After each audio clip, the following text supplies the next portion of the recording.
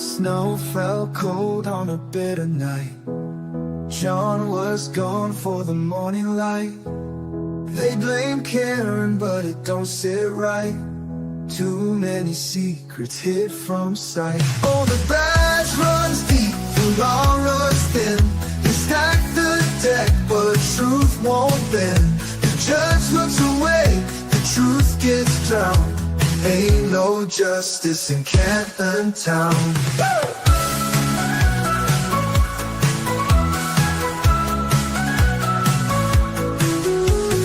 Proctor's story shifts and sways. Cameras vanish, records fade. The Alberts toast while the doubts grow strong. The folks still fight, won't be long. Oh, the badge runs deep, the law runs thin. They stack the deck, but truth won't bend. The judge looks away, the truth gets drowned. Ain't no justice in Canton Town.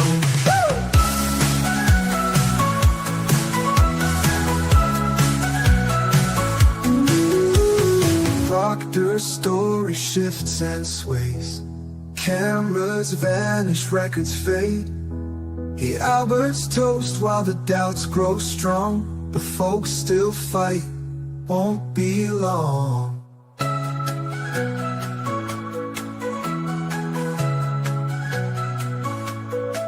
Oh, the badge runs deep, the law runs thin.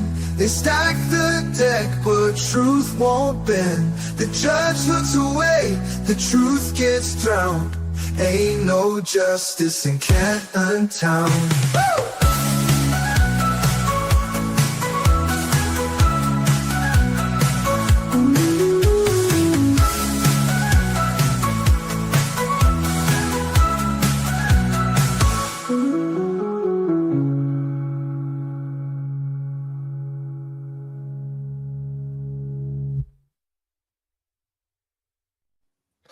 Hey everyone, and welcome back to this afternoon's coverage of The Friendless Firefighter Looking for a Story. I had to dip out for the last 40 minutes or so because I had a HOA meeting.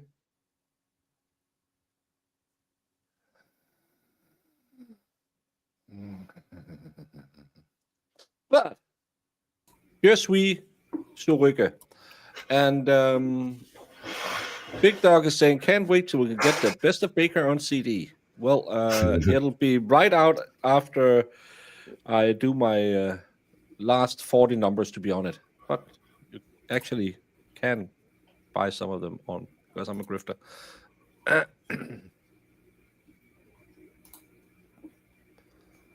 Well, you can hear me sing Barbie Girl sometimes. It's one of his favorites. As I gather from what I can see around the places and what Marissa told me, object, defense dementia, object, defense dementia. Yes, and Bev covered for the fact that she lied in the first trial. Well, it's not that important.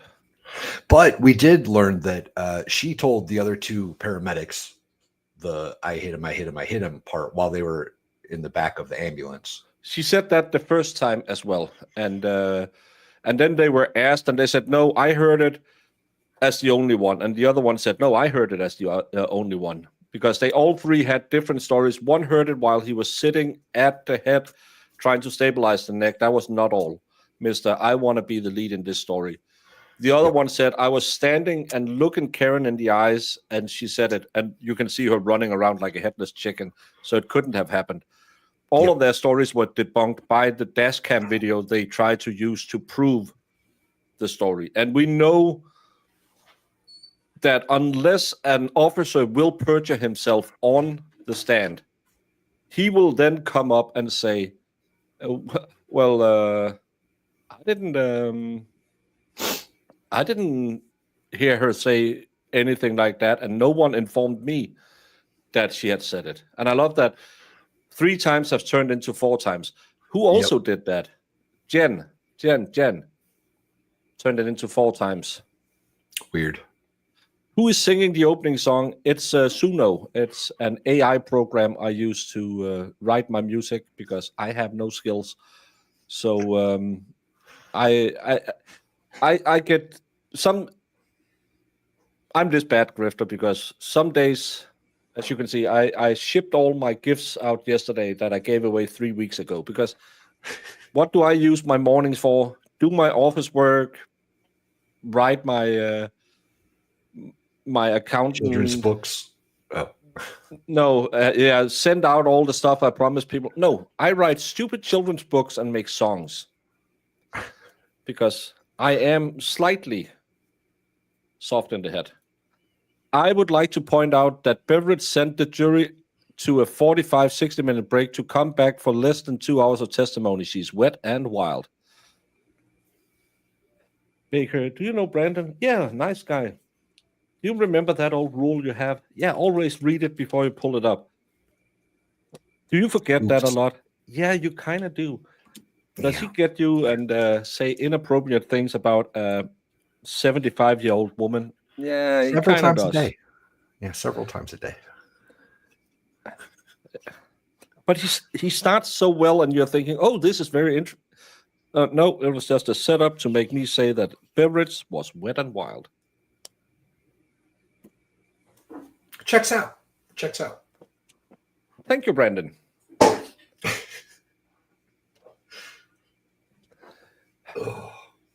And can I just say, you know my favorite law enforcement officer? Proctor. No, my favorite. Oh, Captain Daffer. Kathy and the Daffer. She has become a YouTube grifter herself. She has been. She has Do been. you see anything? 45 watching. That's pretty nice. Nah, look a little bit higher. Day Then 10 look at- is wrong. The John O'Keefe case. Yeah, well, you can say that, but she's watching tomorrow's testimony with her 45 viewers. How's she doing that?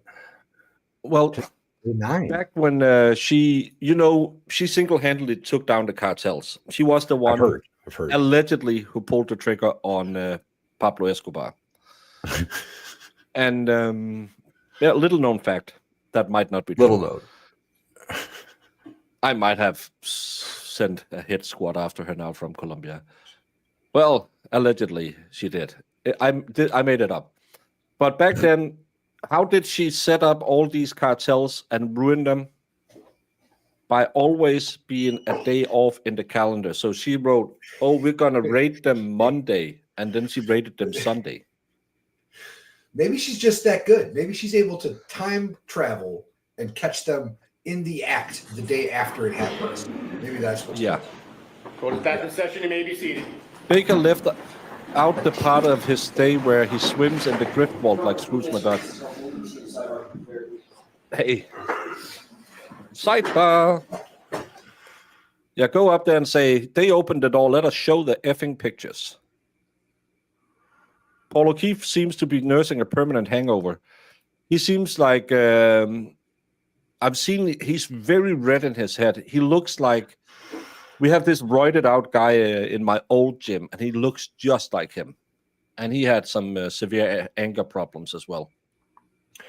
I would go ahead and venture and say that in order to be hungover, you have to sober up at some point. Yeah, and I don't think there's a whole lot of that happening in Canton, Mass. I think they just kind of stay drunk. my favorite commentator, Sue from Boston. She's crying that she gets harassed online, kind of like the bitch boy. Poor Sue. Paul is trying to move in on John's ex-wife. Yeah. Yeah, I heard that Lesko won Mod of the Year on Caffey Daffy's channel. That sounds appropriate. Yeah. Yeah. With yeah.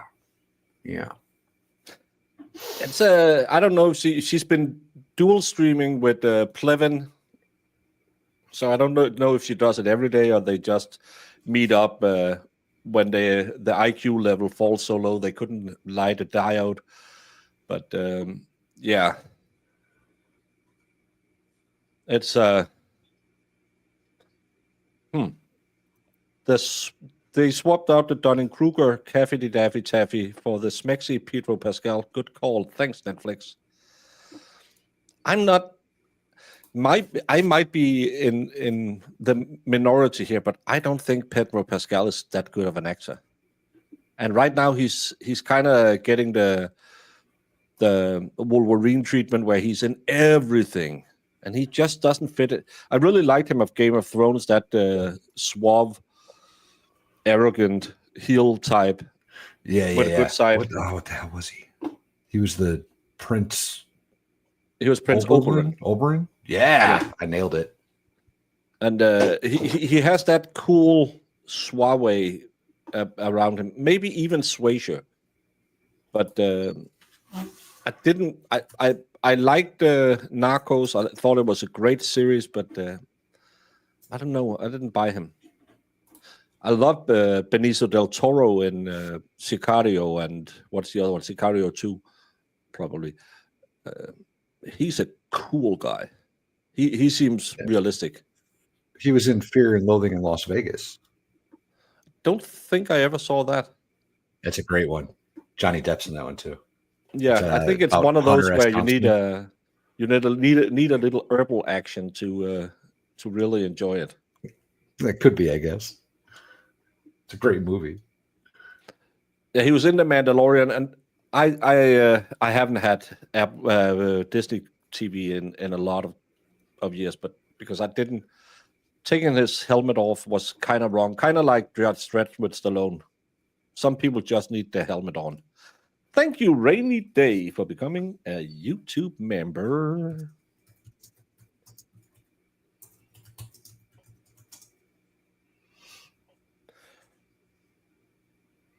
Have you been to that spot where we are going to have the Friday Night Live in? I haven't Knoxville? been there, but I've seen the Oh, you only seen it. video. Oh.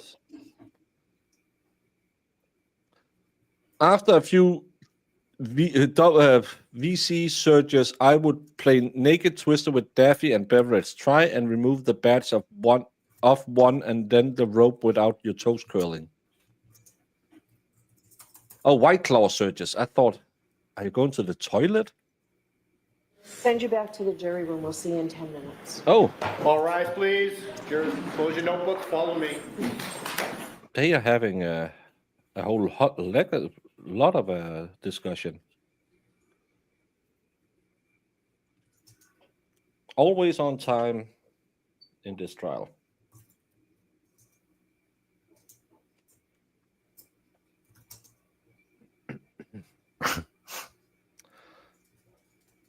Did Ralphie get a good score? Oh, she did. 89% persuasion. Nice. Who's up Nice, next? Ralphie. I think it's still the friendless firefighter. Right?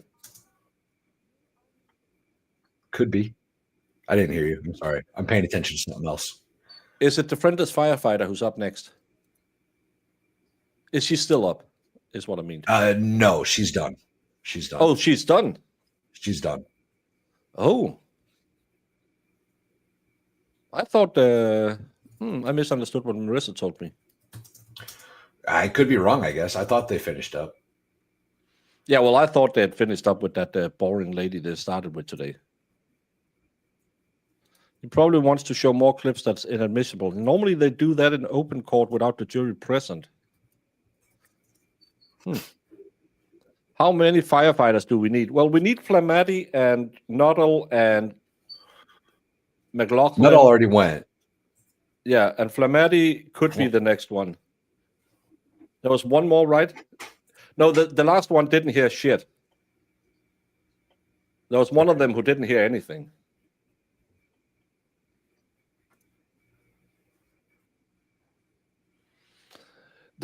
These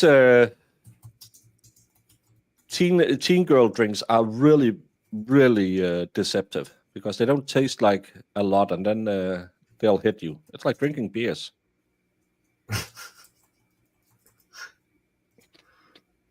I had once where we were going somewhere and we were riding in a bus and it was kind of hot. And me and a buddy was just drinking them because they taste like soda. And then when we had to get out and get off the bus after 2 hours, we figured out it was probably going to be a long day because we had pounded a few. Well, those are always the good long days, though. Not when you You're have to drunk by spend 10 4 a.m.? hours. It was some 4 hours thing. I think it was a company retreat and with kids, and it was really hard to find a place to sleep in the shade because apparently it's not approved of by the women that we got really, really, really, really drunk at 10 in the morning. Wives. Ugh. Sorry. Spaceballs, great movie. I love it. They're using the Afro comb because it's the black stormtroopers. Kevin Albert is trending. That's weird. Well, it's been trending a lot.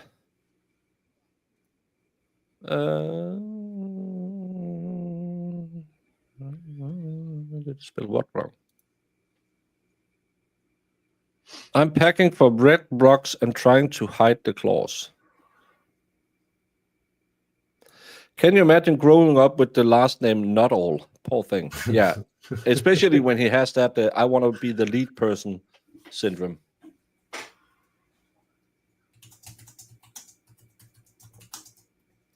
Thank you, Tammy Fayette, for gifting a Valhalla Await membership.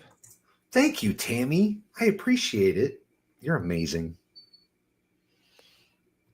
Good thing. Are you setting up your goat stream? Is that why you're so preoccupied? No, sorry. I'm trolling Calf and Dapper. My bad.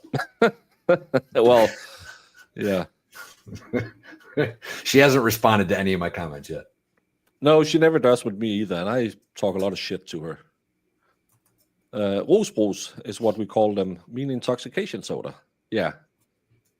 Well, we have some of them is called Kult Shaker. That was the first one we can get. Kult is an energy drink in Denmark, and there was this one of the first, reality TV stars in Denmark called Sidney Lee. RIP. He passed away. Apparently, coke and roids isn't good for you. Just look at all the wrestlers. Who would have thought? But he called them SOBs. Well, he said the full name. So if you order an SOB at a bar, you will get one of those. It's just become common vernacular. That's the name of those drinks.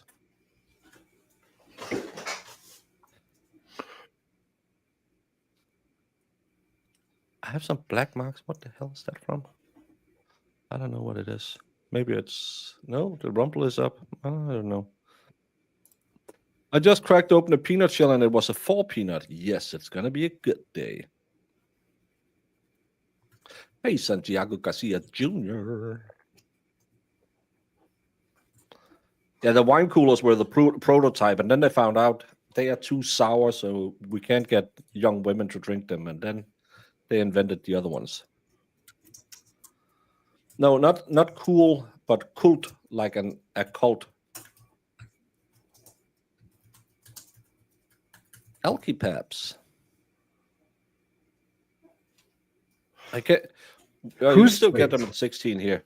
As long as it's below 14%, you can buy it from your 16. Danny G has been blocked 3 times by Cafe Daffy. Kate Peters is running Calf and Dapper's stream right now. What? Put it on the screen. It's Kate Peters. She's the only one on the stream.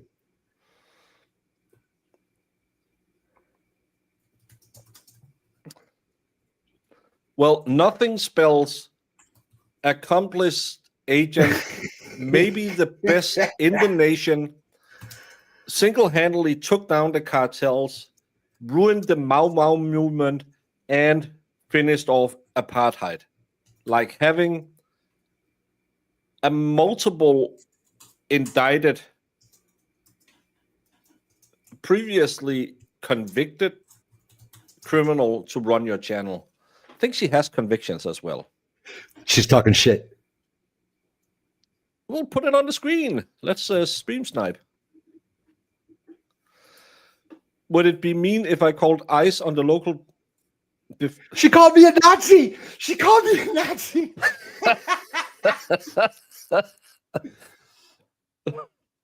Just the truth. Just the truth. Yeah. Okay, but yeah, I bet Valhalla is really, really, really red pilled too. I bet he's a really, really based and cool guy. I got you're He has blocked. really strong opinions about women. Oh, you're a misogynist. Clearly. Welcome in the club, brother. Well, no one go over there and say Valhalla is Guys, clearly wanting not a people to be misogynist. That kind. Yo, here we go. Hold Let's go on. over We're gonna agents. do this. Fuck this lady. I'm over this shit. Here we go. Paste. Here's the link in chat. I gotta get to Mo and Baker's streams. Go over there. Say Valhalla's the shit. And Yeah. his panties aren't crusty. Please don't harass anyone, and please don't do anything we wouldn't allow, or we don't recommend harassing anyone. But if you feel that Valhalla is not a racism or a misogynist, I don't know.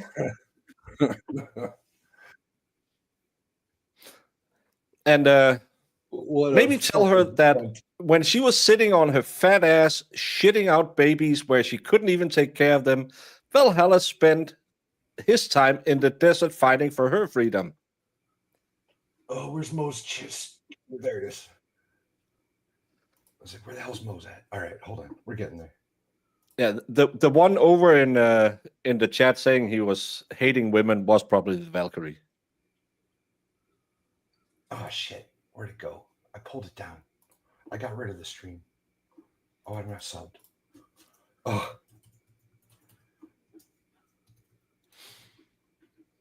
I was impressed that she called me a Nazi. I was pretty impressed with that. That was a good one. I bet you she doesn't know what it is. Danny G got timed out. Please don't harass anyone because that's against YouTube's TOS. I can't highly enough recommend absolutely do nothing to harass people. But if you have a knowledge about Valhalla and you want to share it with the world, please do. I don't recommend harassing anyone. It's not harassment. We're just clarifying a misstatement. That's all. In no way are we harassing. No, but we don't stream snipe and stream bump. And is she losing her mind yet? Yeah.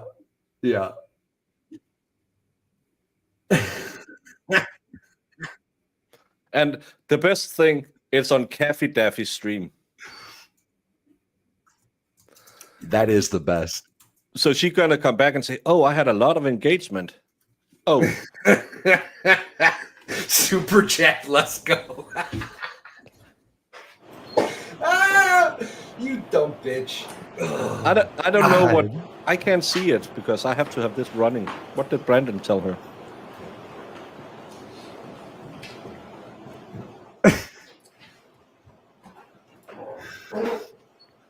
Outstanding. What did Brandon tell her? Let's go says Valhalla Waits taught me how to. Oh, they deleted the comment. Let's They go. You better deleted the charge super back. chat. You better charge that back. Yeah. Court is back in session. You may be seated. I apologize for that, folks. Nobody likes wasting your time. Yes, you do. Thank you, Your Honor. Smont. Paul Gallagher. Paul Gallagher.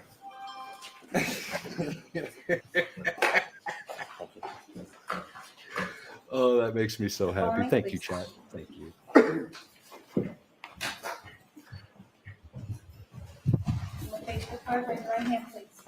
Just how much right now, let's give it a court and get her in the case down here. Truth, the whole truth, and nothing but the truth, so help you God. I do. Thank you. Good afternoon, Your Honor. All right, Mr. Brennan, whenever you're ready. Thank you, sir. Could you please introduce yourself to the jury? Thank you, Yes, Chad. my name is Thank Paul you. Gallagher. For the court reporter, would you mind spelling your last name? Oh, this guy. Gallagher. Mr. Gallagher, do you presently work? As a police officer, I'm retired. When did you retire? August 31st, 2024. When you retired, what department were you working for? Canton Police Department. How many years had you worked for the Canton Police Department upon your retirement? I was credited with 32 years, 8 months of service.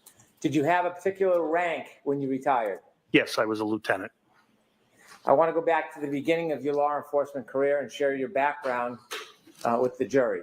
When did you begin your career in law enforcement? I became a permanent intermittent police officer in Canton in 1992. What a permanent intermittent police officer is, it's basically a part-time police officer. You're required to attend a 16-week part-time academy.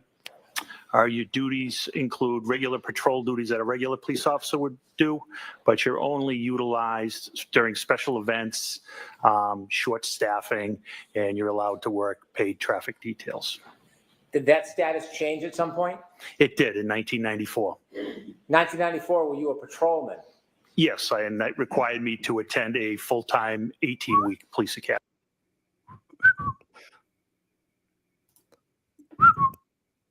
That ticks me off because you're a kind, sweet, decent man who makes the world a better place. Thank you, Tammy. I do what I can. She's accusing me over there of being disrespectful. Let me read the comment that she claims was disrespectful really quick. I wrote, I wonder if it's something to do with Miss McLaughlin lying about her PTSD claims. That was it. That was what I wrote that got me timed out. Swear to our funds, because this is the one that the solo cups and leaf blowers were great ideas. Yeah, this is going to be a long slog, and it's probably going to last the rest of the day. Yay! Thank you, Jess. In addition to the police academy, did you continue your training over the years? Yes, I did. Can you share with the jury some of the training that you would attend over the years? Oh, sure. So I did constitutional law.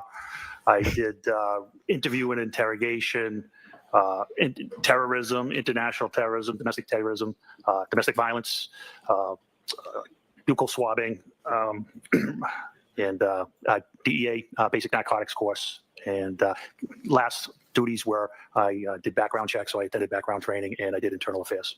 Before I talk a little bit more about your experience over the years and your progress through the Canton Police Department, I'd like you to share with us generally and briefly the structure of the Canton Police Department.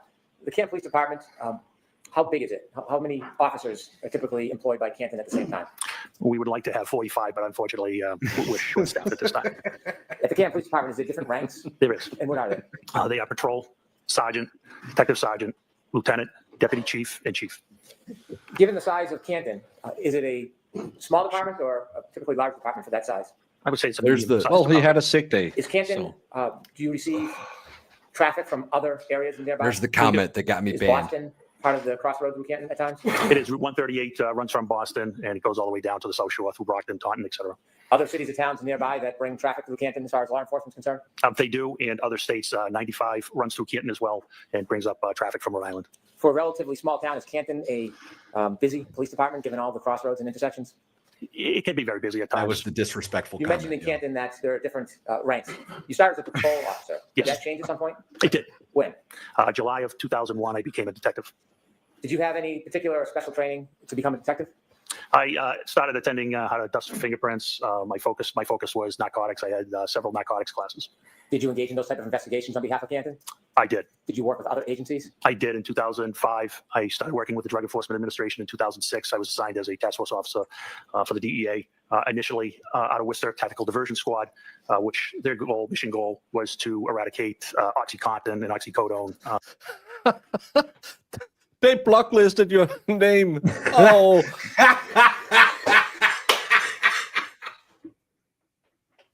That's amazing. Oh, that's amazing. Go with Goat Daddy. Valhalla, do you know one of the few rules I have for my mods? What they are? when we have trolls, and we get a lot of trolls now and again, is only if they go across a certain line I have set, do we time them out. We don't outright block them. It takes a lot to get a block. It I says think that I might be timed out. In all fairness, I can't really tell. no. He said you can't mention you're on the blockchain. Your name can't be spelled. Interesting. So, but I Interesting. have a few words because, of course, you do. You don't want the N word and stuff like that in your chat. Sure. But I have that rule that if trolls come by, I would rather make fun of Kimmy until it's kind of apparently someone kind of got annoying earlier. Betty's over there spelling my name in every which way she can. Please don't harass anyone. Distribution at that time was during our oxycodone phase. In 2008, I was moved to Boston Division, and there we focused on all narcotics, not just oxycodone, heroin, cocaine, etc. How many years did you spend as a detective before you received your next promotion? Approximately 15 years. What happened next in your career as far as progress? I took the sergeant's exam, and I became a sergeant. In order to become a sergeant, do you have to pass an exam? No, An exam and I'm assessment, equal yes. Is opportunist. that enough to become a sergeant, or is there another process you have to go through? There's port trolls out there too. That's where they rank you after the exam and the assessment. What year did you say you became a sergeant? Became a sergeant in 2017. Was that your first supervisory position? Not actually. I also worked as an officer in That's charge, so funny. which you're not technically a sergeant, but when there is no sergeant to fill the shift, they'll use experienced officers to work as a sergeant and receive sergeant's pay. How long did you work as a sergeant for at the Canton Police Department?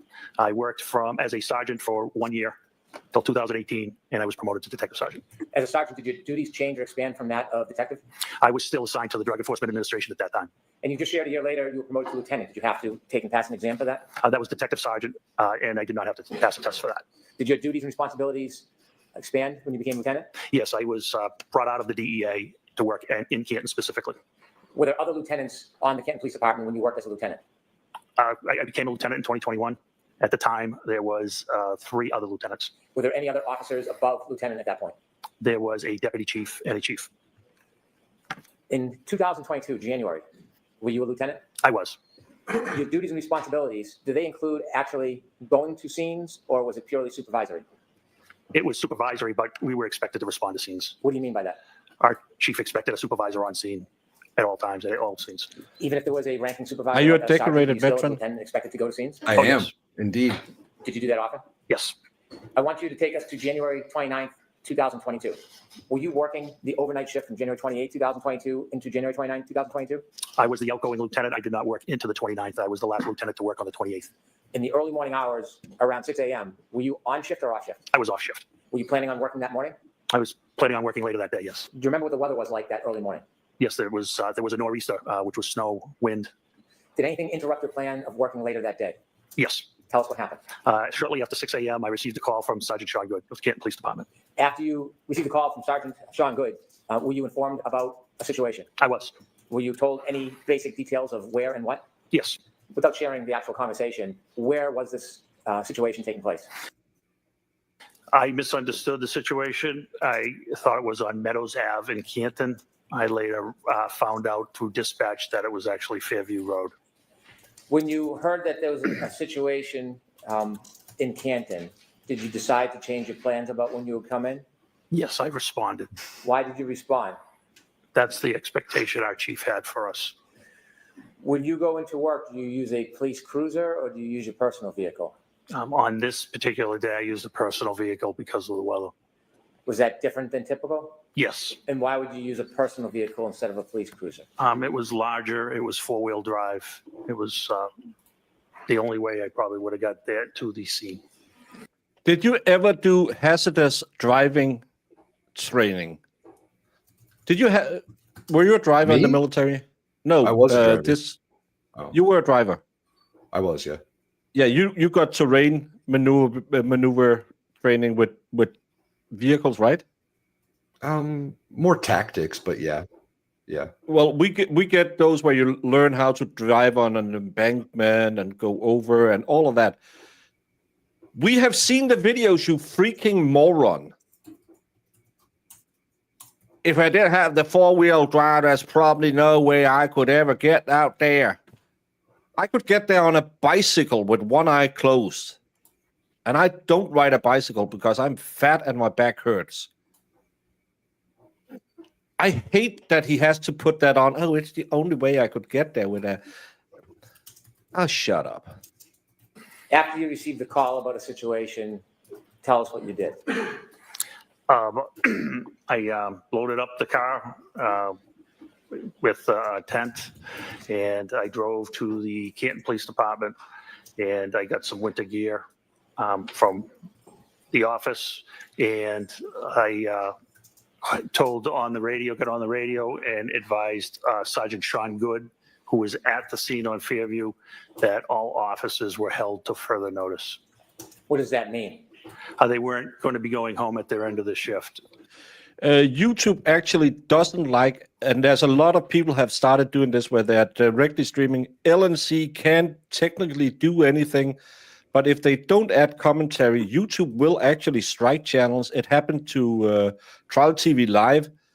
They took their monetization away because it's just a restream channel then. So if you don't do like I do and annoy the heck out of people by interrupting, you can actually lose your monetization because then you're just a restreaming channel.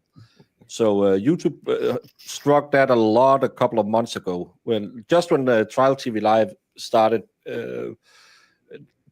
they had like 2 or 3 cases a day running at the same time, and they got struck because all of this restreaming. But there's a lot of people who just put up the feed, and YouTube, if they don't ding it, they don't ding it. But it's actually against TOS. Until they were relieved by another supervisor. Why did you take a tent with you? Because of the snow. The way the call was described to me was a person possibly not breathing. And if it was an unattended death, I wanted to be able to cover the person. Why? Respect. That tent was a tent from your home, a personal tent? It was an 8x8 pop-up tent. You went to the Canton Police Department first before you went to the scene? I did. No, it's not a copyright, but it's a TOS problem. That's why Valhalla got demonetized last year for streaming with me, because I carry the stream. So they think he's just restreaming my stream, even though he's participating in my stream. Why did you go to the Canton Police Department first? I had some winter gear there, including a reflective jacket that I thought would be helpful, given it was dark out. Visibility was very bad. When you got to the Canton Police Department, did you learn anything from any of your colleagues while at the police department? The only one colleague at the police department at that time was Officer Kelly Dever. Okay. After you got your gear at the Canton Police Department, did you head towards Fairview? I did. Other than the general description that you had heard, did you know anything about what was going on there? Just that a gentleman was found unconscious in the snow, possibly not breathing. You mentioned the term unintended death. What does that mean? An unattended death is a death where someone dies alone, and you don't know the reason. It doesn't mean there's foul play. In fact, 99% of the time, it's natural causes. Is there a process for the Canton Police Department when they learn of any death, unintended or not? Is there a process you need to follow? Yes, there is. And what is that process? That's to call the Norfolk County DA's office, their CPAC unit, Crime Prevention and Control. They have jurisdictions over deaths and unattended deaths. You mentioned a CPAC unit. What type of officers or law enforcement is the CPAC unit? It's manned by the Massachusetts State Police. Are you required by statute to contact CPAC or the Massachusetts State Police, even if it's an unintended death? Yes. Did you follow that process? Sergeant Lank followed that process. Is that one of the officers who worked under you? Yes, that is correct. Did you know if Sergeant Lank was at the scene when you were leaving Canton, or did you learn at some point when you got there whether Sergeant Lank was at Fairview? When I got there, I saw the black Toyota Tundra, which is operated by our detectives there, and then I saw him. When Canton Police Department first contacted the Massachusetts State Police or the CPAC unit about the information, do you have an understanding whether or not the Massachusetts State Police were going to respond or not? They were not responding. So when you got to Fairview Road, were there any other law enforcement officers other than Canton police officers? No, there was not. When you appeared at Fairview Road or arrived, were you the superior officer on the scene? I was highest ranking officer. As you're pulling up to Fairview that morning, what's the first thing you see when you get there? As I pull up, I see the last of the fire apparatus pulling away. I get out of the vehicle. The first one I encountered was Sergeant Sean Good, who was the shift supervisor. Did you see any other of your officers there? I did. I saw Lieutenant Lank further down, and further down I saw 2 other cruisers, which ended up I like it. It's professional, but still has a little bit color to it. being Officer Mullaney and Officer Saraf. Did any of the cruisers or vehicles have lights on? They did. Did you hear any sirens? No, there wouldn't be any sirens. Why wouldn't there be? Sirens are used to move traffic. There was no traffic. It was a blizzard. There were no cars on the road. You might see an occasional plow. Did you ever learn the general area where the person was found? Yes, At that time, did you know who the person was? I did. I knew him by name, yes. Did someone inform you of who the person was? Sergeant Sean Good did, yes. Okay. And who was the person that you learned was on the ground? John O'Keefe. Had you known John O'Keefe? I knew of John O'Keefe. I had never met John O'Keefe. When you first arrived at Fairview, was Mr. O'Keefe still on the ground? He was not. Was he at the scene? Probably a clip He on. was not. So when you got to the scene at Fairview, Mr. O'Keefe was already gone? I Yes, like he had been the transported to subtle the hospital. So did little you ever nod to firsthand Thin Blue see Line. exactly where Mr. O'Keefe was lying when he was found? I did not. Did anybody point out to you the general area? Yes. Did you have a chance at that point to, well, obviously you didn't have a chance to examine or look at Mr. O'Keefe. Did you have a chance to look in the general area where you were told he was found? I did. Tell us a little bit more about the weather now that you're standing outside Fairview Road. What's the visibility like? What's the temperature like? What are the conditions like? Just look at the dash camera and do the enhanced version that you've all of a sudden played, because there was no water on the windshield. The video you showed from the scene where she was running around the car. Funny how you have 2 different versions you play. So it was terrible. It was blizzard-like. The wind would blow in your face. It would change directions. The snow was an icy. He's a retired cop, and he probably rode a desk for a lot of years, so he probably used to wear a tie. I like his tie, and it's not. It's a classic knot. A lot of people It might try be a to clip do. on. It might be. No, a I clip. don't think it's a clip-on. He would never. It might be. No, It I don't might think. be. Not if you see the no. Snow. He's well in put the together. wind, you had to actually talk loud to be heard. Somebody right next to you, and it was your typical New England blizzard, basically. At this point, did you You're have pussies in New any England. Then. position as you assessed the area, whether this was a criminal investigation? When we had no crime at that time. When you were there, were you looking for anything? Yes, I was examining the scene. Okay. At that point, did you have any I'm telling you. reason to start a criminal investigation? Not at that time, no. When you learned, So you had no reason to start a criminal investigation on a body that's very clearly was hit by a car, because the shoe was found at the scene. He was missing a shoe, which told Proctor that this guy had been hit by a car, because it happens in every car strike he has ever heard about. That's why he towed the car before he ever talked to Karen Reed. That's why. Wall too. Yeah, and that's why Bukaki was talking about being hit in the face with a cocktail glass, but they still towed the car 6 hours later. This guy, who has the most experience in the world, came to the scene, saw John O'Keefe, and didn't immediately think he was hit by a car. We didn't have a crime at that time. He knew he was dead. Everyone at the scene knew he was dead. It doesn't matter that he has to officially be dead in the bed at 85 degrees.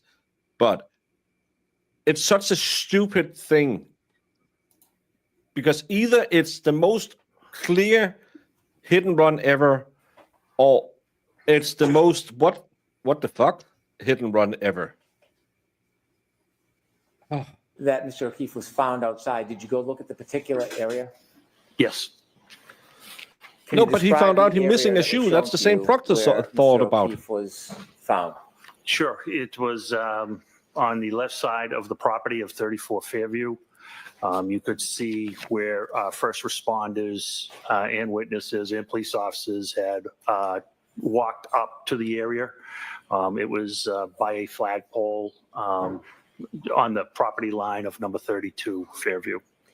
What was the lighting condition at that point in that area? It was dark. It was sun was coming up, but due to the weather and the cloud cover and the snow, its visibility still was not great. Were the law enforcement vehicles providing any light for the area? No. How about the house? Was there any bright lights coming out of the house illuminating that area? I didn't see any lights, window lights on. There might have been an exterior, the door light at one or two houses. In addition to the law enforcement officers that were there, did you see any civilians when you got there? No, there were no civilians there. While you were outside looking at the area, did any civilians ever come out? No, not at all. Any civilians ever come out of 34 Fairview? No, How about next door, 32 Fairview? Did you ever see any civilians come out of that address? nobody ever came out of the house. Across the street, is there homes across the street from 34 Fairview? There is. Did you see anybody come out of either one of those houses? Did not see anybody come out of those houses. When you were outside and you were shown the area where you were told Mr. O'Keefe was found, did you try to do anything regarding that area to identify the area itself? I'm sorry, can you ask that again? Yes. The area where you were told. He arrived when there was still emergency vehicles at the scene. I think they had driven John off, and Karen and them had left. But I think I'll have to go look at the Mr. spreadsheet. O'Keefe was found. Did you try to do anything around that area to identify the area? Well, it was marked out with crime scene tape at that time. And what I saw was pink blood, and it was in a circular pattern. Was the crime scene tape holding up at all? No, it was not. It was So there blowing wasn't crime wildly in the scene wind. tape up. They tried. And it at didn't one work. point, it was actually blowing in. It was triangular, and it was actually blowing into the crime scene. Was the tape helping at all? No, it was not. Was there any use putting a tent up at that point? No, there wasn't, not due to the high winds. Did you learn whether any of the officers had, at any point before you got there, gone into Fairview Road? Yes, Who did you learn went into Fairview Road?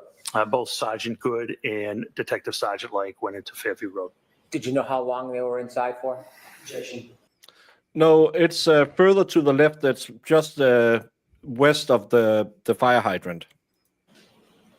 Oh, did you know that? I did not. At that point, did you go and speak to anybody in any of the nearby homes? I did not. When you were at this scene and you saw what was happening in the weather, did you make a decision to do anything? Yes. What did you decide you were going to do? Since the state police were not responding, I decided to process the area where Mr. O'Keefe was found and try to find out why he had the medical episode he was having. If you understood this to be a medical episode, and at that point you didn't have any information it was a crime scene, why were you taking the time and effort to process the scene under these conditions? Because that's what we do. Even the hospital, there could be a reason that there's obviously a reason he's there. I think we medical have a duty and episode obligation to with check the around giant gash where in the he back was of his found head and and the see if black there was eye any explanation and the to tore up what arm. caused his medical The medical condition. episode. Did you focus on a particular area when you decided to look around? I did. What area were you going to look at? Where it was pointed out he was found and where the blood pattern was. Were you thinking about looking in any other? Because this guy will say what he needs to hear. Areas around that? Not at that time. Why not? We didn't have any reason to. We only had the area where he was found. And at that point, did you have any idea what caused his injuries? We had none. At this point, when you were pointed or you're looking at the area where Mr. O'Keefe was found, Was the area getting covered up at all? Yes, it was. With what? Snow. How quickly? Very quickly. I believe it was forecasted to come down to 1 to 2 inches an hour, if I recall. Did you have any idea how hard the ground was at that It was point? a neat way to It say was that. frozen. Yeah. Did you have any idea? It was frozen. He didn't say what actually came down. He said what was forecasted to come How down. deep was the snow covering that frozen ground? How is he allowed to talk about frozen ground? He didn't test it. Approximately 4 inches at that time. When you went to look around the area, did you consider using a rake or a shovel? I did. And did you? I did not. Why didn't you use a shovel at that point? I was afraid I would miss something or possibly break something. What could you break with a shovel? Anything, glass or anything of that nature. What was your decision about how you would search that area? What did you want to see? I wanted to see anything that was possible, whether it was any type of weapon or any type of medical bottle or any reason that he could have come to where he was. Did you think of a way that you could look below the top of the snow without unresting the scene? Yes, I did. And what did you conclude? Because of the blood, the pink spots I thought might be blood. I thought a leaf blower would be the best method because I have seen it used and to remove light layers of snow, and it can be controlled. And after having seen that before and making that decision, what was the benefit of a leaf blower over a shovel? I wasn't going to miss anything with a leaf blower. Much better control. And control, tell us what your intention, what was your hope with the leaf You blower? saw your neighbor To clear his clear the driveway. area, You've control, never seen an slowly, investigation so conducted any with it. potential evidence of what happened to Mr. O'Keefe wouldn't be. This is such a ridiculous statement that, oh, it's going to be a slow, controlled removal. No, it's going to blow. And It's going to I don't destroy the think- crime scene. yeah, and I don't think it have crime scene settings on the commercial leaf blower he used. So it's just that way. It just washes off one layer after another layer. No, it's just going to blow all the shit around. I think destroying we the- should petition the leaf blower companies to make sure that they have a warning label that says not intended for crime scene investigations on it from now on. Yeah. It's not the American flag they have. They actually have, I think it's the Marine flag. Lost. Did you have a leaf blower with you? Did not. So what did you do? Sergeant Good volunteered to go get the leaf blower. Get a leaf blower. Did you remain at the scene? I did. And during this time, are you still have no information that it's a crime scene? We had no information on a crime at that time. Did Sergeant? Yeah, again, if the wind is blowing against you or blowing that hard, you're just either going to try and counteract the wind, or you're just going to blow it harder. You can just wait then. come back with a leaf blower? He did. Did you try to get any other items to help you? Not that I recall. Okay. When Sergeant Good came back, It with the is leaf blower, did you use redonkulous. it? I did. It's Was it insane. successful? Very. Tell us what you did. I started with low speed and began whisking away the snow. And then I saw how it was uncovering those pink spots were becoming brighter red. So I verified it was frozen or coagulated blood at that time. And so out of the abundance of caution, I decided that that was something we may want to collect. Why did you want to collect that? Just out of abundance of caution, DNA. I expected it to be John's DNA. And, And I wasn't going to get a second chance at it. It was either collect it or never have it. That's were crazy. you making quick decisions under these circumstances? Yes, Did you ask somebody to get a container to put the coagulated blood in? I ended up getting the containers. Where did you get them from? I got them from Lieutenant Kelleher, who lived in the neighborhood. Did Lieutenant Kelleher ever come over to the scene? He did not. Did he work for the Canton Police Department? He did. Why didn't he come over to the scene with you? Because he originally thought the scene was at 32. Did you ask him to come over to the scene to help you? No, Did you expect him to come over to help you? no, Did you prefer he not? correct. But he's not a civilian. He's not an officer living in the house where you have an emergency outside. You are trying to say, why didn't Brian Albert come out an hour later help with the leaf blowing? Because he should have been out there doing CPR, calling the entire world. Brennan is such a dickwad. There would have been So, nobody when better you to get communicate the containers, were they situation plastic cups? back Yes, to they the were, police and red solo paramedics cups. than And what was Brian the Albert. purpose of using Nobody red solo better. Yeah. They were plastic. They weren't going to leak. They weren't going to get soggy. They were large. I needed a small sample. My thought was because it was frozen or coagulated, that we could collect it, transport it, and transfer Yeah, and as someone put in, how did you blow the frozen snow away? it to the crime lab, who could extract the DNA however they saw best fit. Do sometimes the crime lab test evidence and sometimes not? Of course, yes. Is that your decision? No. You were telling us about the leaf blower. Does it serve to excavate the area? It did. Did you begin that process? I did. And when you did that, did you try to memorialize it? Yes, I did. How did you do that? I had Sergeant Good videotape it. Why did you have Sergeant Good memorialize your efforts to excavate the area? I thought someone may wonder why I decided to use a leaf blower, so I wanted to demonstrate its effectiveness. I'm going to move to introduce 2 videos that council has. Well, they did tape off the scene, but it didn't work. So there's no objection to these videos, right? No, these are ridiculous, stupid videos, so let's see them. You can't see anything in these except for snow. Yeah. With the court's permission, can I show the jury the videos? Yes. Ms. Gilman, can we show number 1, please? I'm losing. This is the stupidest cop ever.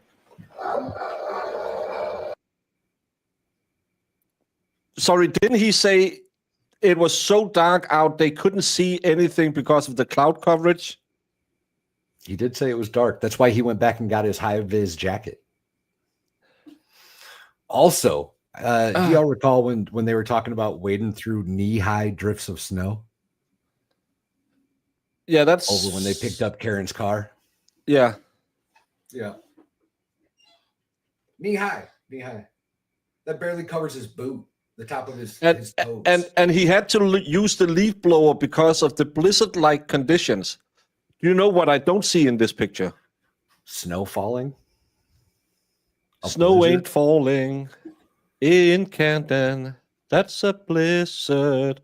You wussy ass. Use a leaf blower.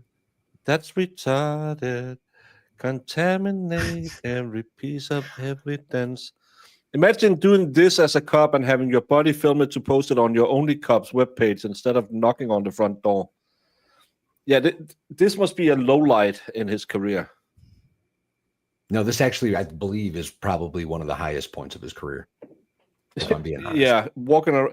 And again, it's a private leaf blower that has been in someone's garage. It's heavily contaminated. It's going to blow all that dust out over the crime scene.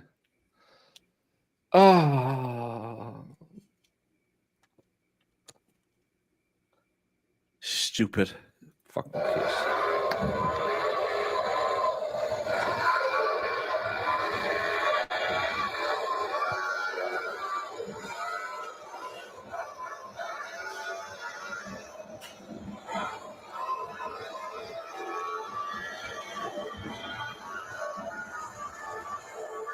Hope that whatever that was wasn't important.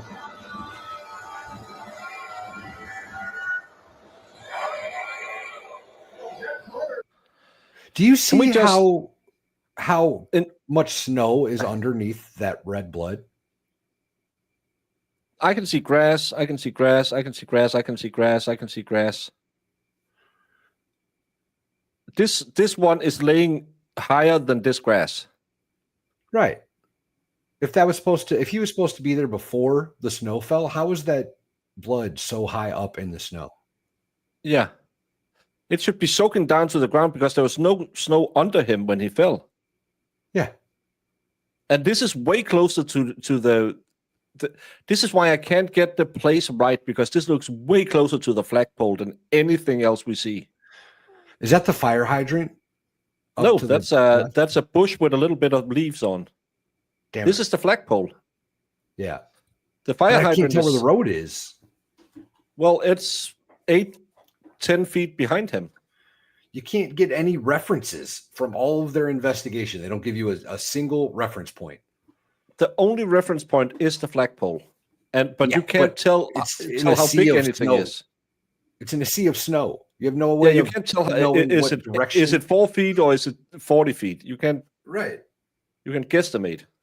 North, south, east. We don't know. It don't matter. Danny T. Blood is not kind of hot. Stop. your Edward Cullen fantasies. Giggity, giggity, goo.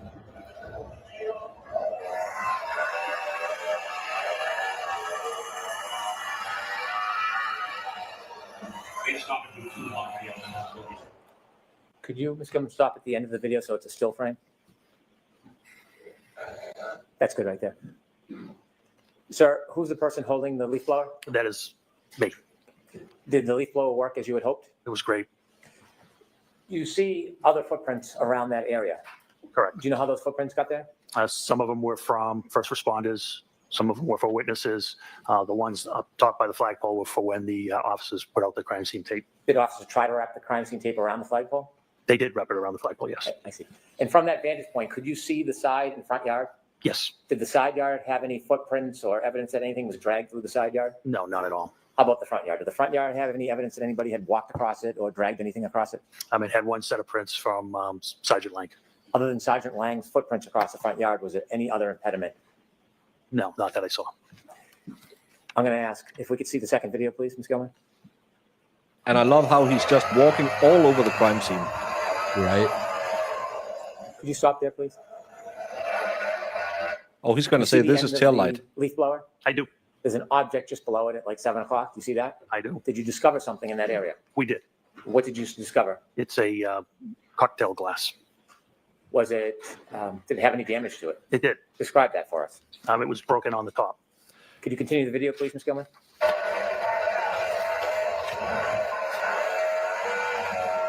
How much are you willing to bet that that cocktail glass wasn't destroyed in the impact? Because it would never land the same place. And which hand was he carrying it in? We know he was checking his phone at that time, where they claim he was dead. If I had to guess, I would say that's probably what busted the back of his head was a glass. But that's just purely my speculation. Yeah. Oh, fuck, the glass broke. Chuck it out there with him. Get that thing out of the house.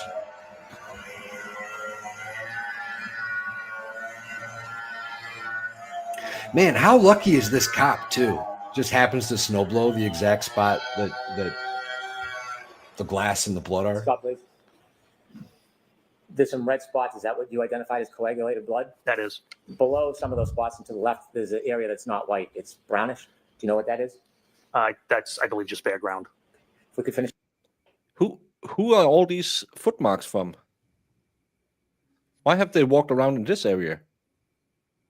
He said they wrapped the crime scene around the flagpole. Oh, yeah. Okay. Yeah, that could make sense. But look at these footprints going up here. I could buy if you tie it here and then you tie it out to a car, and then you tie it over at the flagpole. So he said it was a triangle. But then that triangle, if you put the crime scene tape up, shouldn't be blowing into. You can just tighten it. It makes less sense. The video, please.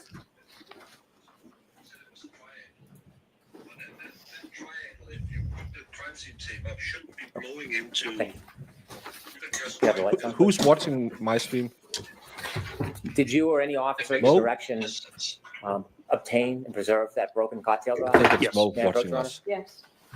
Somebody had their phone on still.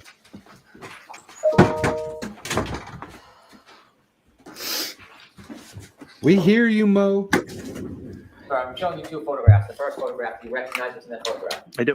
What is it? It's a after we exposed the broken, I exposed the broken glass. Is the broken glass depicted in that photograph? It is. Is that Yeah, similar, sorry. substantially the same way it appeared to you that morning? That's exactly how it appeared. Yes. Do you know if that photograph was taken in the video or not? I do not. Second photograph, you take a look at that, That's a close up of the cocktail glass. of the same photo. It is. Yes. I move these two photographs into evidence, please. Okay. Do you want the 52? I still can't get how they're not allowed to bring in an expert to just say, are you redonkulous using a leaf blower on a crime scene, especially one that wasn't Lieutenant, what was done with that cocktail glass? secure? Okay, can you pause it, Baker? So he said he had seen a leaf blower used this way before. Yeah. He didn't In what technically he didn't say that. He said that he had seen a leaf blower used to remove snow before. He didn't mention that Yeah. it was during an investigation. He didn't say it had anything to do with police work. Well, I've seen a great many things on Jackass too. Doesn't mean I'm going to stuff myself into a golf or into a grocery cart and go down a hill. This is why women have no fun. Do the Alberts drink cocktails? I think glass, then go into the home to see what they have. Brandon, you are using logic.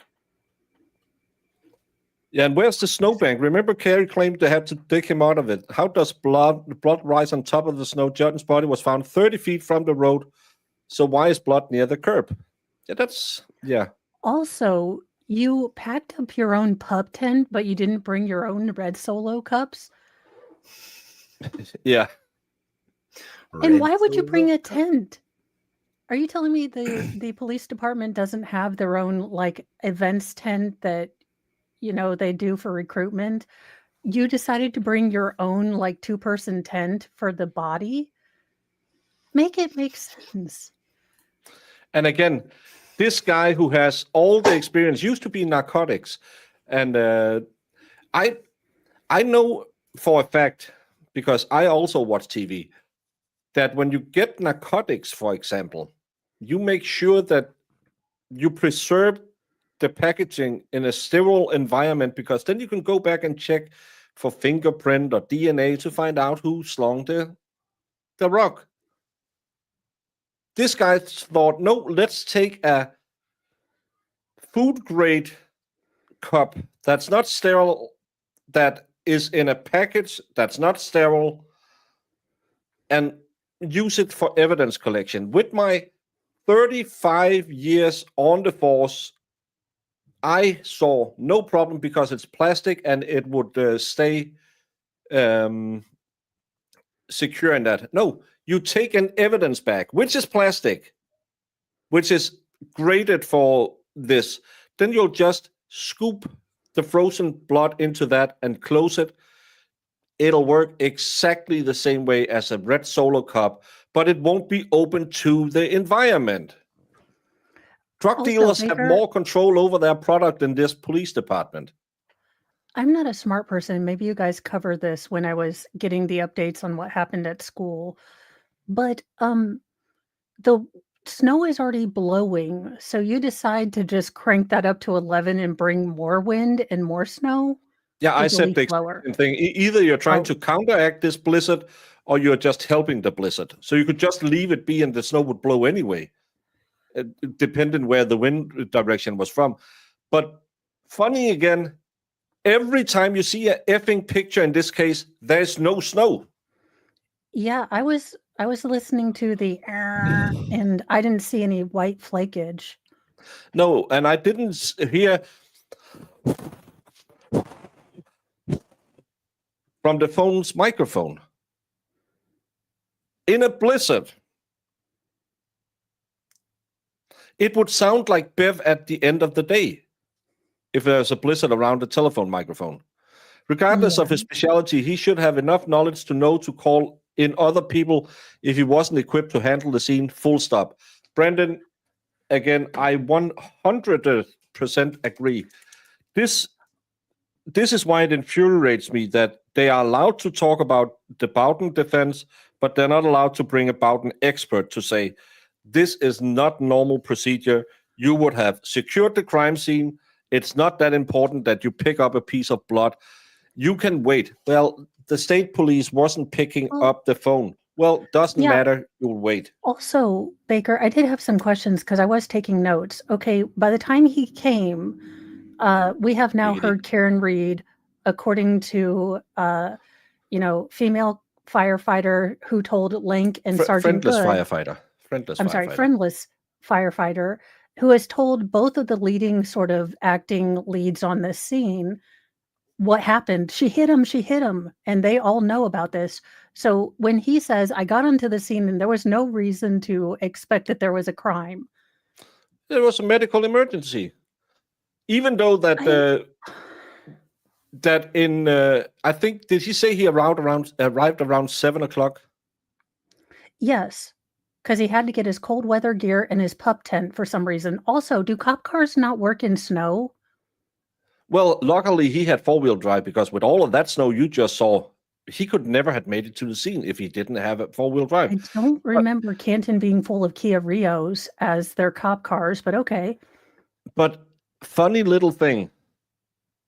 At, I believe, 10:35, Bukaki contacts the hospital and say, was John hit in the face with a cocktail glass? That's what they're thinking at that point. Then later, Proctor will demand the car towed at, I believe he calls for a tow truck at 3:30 or something like that, on the way down to Karen Reed, before they even see the car, before they ever know anything about the tail light. At the same time, they had a cop car at John O'Keefe's house who saw the busted tail light and instantly knew it was a hit and run. They found the shoe that they instantly knew was a hit and run. They all knew it was a hit and run after he was smashed in the face with a cocktail glass. But this guy thought it was have been a medical emergency with a gas this wide in the back of his head. Yeah, I don't know. It was bagged and seized as evidence. Was it brought anywhere that morning? It was brought back to Canton Police Headquarters. What happens when it gets back to Canton Police Headquarters? It gets logged into evidence and it's assigned an evidence number. No, it wasn't. Types in a description of the item. You missed the friendless firefighter. In this case, it was a broken cocktail glass or broken glass. And once he hits the space bar, it automatically generates a property number for it. And I believe in this case, it was 22-18-PR, which means 22 is the year. 2020. No, the PM. It's been Sergeant Leaf Blow all day, all afternoon. 22. 18 is how many pieces of evidence that the department as a whole had collected that year so far. And PR, I believe, means property room. Why is it assigned a particular number? Everything is assigned a number by the computer. You said it's brought to the evidence room. Is that a separate or a special place? So we have 2 rooms. We have a temporary evidence room, and then it's brought into the allegedly brought into the temporary room because it's not assigned. There's a permanent evidence room. Only 2 people have access to the permanent evidence room. Is there a reason why access to the evidence room is limited? There is. Why? For security. Even in the police department, the evidence room is limited as far as people who have access? That is correct. In the evidence room, is there an officer assigned as an evidence officer? Not full-time. There is an assigned admin sergeant who is assigned as the evidence officer. Does anything happen specifically with the evidence? Is it packaged or stored in any particular way? The glass was put into a locker, I believe, and temporary evidence. And then it's the evidence sergeant's job to retrieve it. But in this case, we were going to transfer it to the state police. Was it transferred to the state police at some point? It was. Were you part of the transition of that item to the state police? I was. And when was it transitioned and to who? It was on February 1st, 2022, and it was to a criminalist from the Massachusetts State Crime Line. Do you know who the criminalist was? I don't know the name, no. Did the criminalist come to your department, or did you bring the item to them? They came to our department. In addition to the glass, there was plastic cups with coagulated blood? That's correct. What did you do with those cups? Those were placed in temporary evidence and placed in a refrigerated unit. To carry them from Fairview to the police department, did you hold the actual cups or did you put them in something? They were stacked in a bag. What type of bag? It was a craft paper bag. In this particular case, we utilized a Stop and Shop bag. Is that any different than a bag from the police department? This made of the same paper, craft paper, the same size and dimension, other than Stop and Shop and evidence and probably price. No, And pause. other No, than it is in it's someone's not- house not- and touched by them. Jesus, Other- Mary and Joseph. You have no way to prove any fiber, DNA, or anything in that because the Stop and Shop bag is made by Qingbao Company in China, probably by a 5-year-old who would sit with his tuberculosis lungs and cough because he has a part-time job as a vape tester. And then they'll ship it to you in a non-secure wrapping. Then it'll go to Jim Bob Jr. down at the Liffey Tube or whatever shop it was from, who will wave it around and say, yeah, it's a little bit of weed. You know, I hung out with Dunk last night. And then someone put it they put it in the trunk of their effing car where the kids threw up 3 days ago. It's the same size. It's all fine. Jedi Jess says also someone's groceries came home in that. How do we know that's not where the pig DNA originated from? Was this contaminated ass evidence? Oh my bag? God, it was bacon. Bacon or sausage or pork chops or ribs or, you know. And he says it with a straight face, like with conviction. Yeah, like this is totally normal. It's a paper bag, and You know, we use paper bags. I have a question. Why is so much taxpayer monies going towards these ridiculous evidence container things? I For read police I read shots? Solo when you Cup. could Someone steal put in from they are Kroger. 9 cents. 9 cents a unit. That's way cheaper than the sterile shit that I've been paying for as a taxpayer for the last 40 years. This is ridiculous. Why are we doing That's this? it. Yeah, all police departments should go into Trader Joe's and Aldi's and just pay $100 and get all of their paper sacks. Just all. Serenity is here, so please, it's Aldi or Aldi, if you want to say it correctly. There's no But I S don't. on Aldi or Lego. But there is a the and Aldi's when you come to the Midwest. I know it's not for everywhere else, but for here, it is our pride. It is the way we speak. That's a racism for trying to make fun of me. Serenity, We're all misogynists. I apologize for the racial insensitivity against Germans we just had. You are a proud nation with a varied history that you had to come on this channel and hear the oldies. I apologize. If that's the worst thing I they're did to basically the same Germany, bag. I Why think did we're you use one of okay. those rather than a bag that said evidence on it? I don't know where that bag came from. I was in a personal car. Sergeant Lank was in a Tundra. If that bag is upside down, you wouldn't know it didn't say evidence on it. So I'm not sure where that bag came from. And the plastic cups, do you know what happened to those? Yes, they were turned over to the criminalist as well. Where did you store them before they were turned over to the criminals? Temporary evidence in a refrigerator. Temporary evidence in a refrigerator. Is the refrigerator part of the temporary evidence area? It is, yes. Did you bring that piece of evidence, the broken glass, with you today? Yes. With the court's permission, I'd like to approach the witness.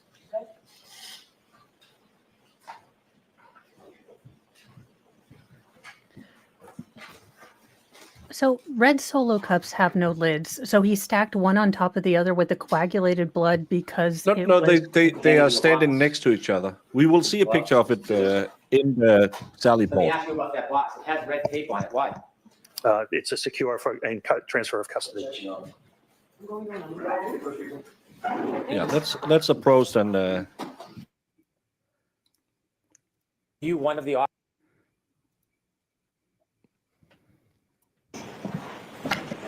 Lieutenant, before you open the box, were you one of the officers that discovered that broken glass? Yes. Did you personally bring the glass from Fairview to Canton? No.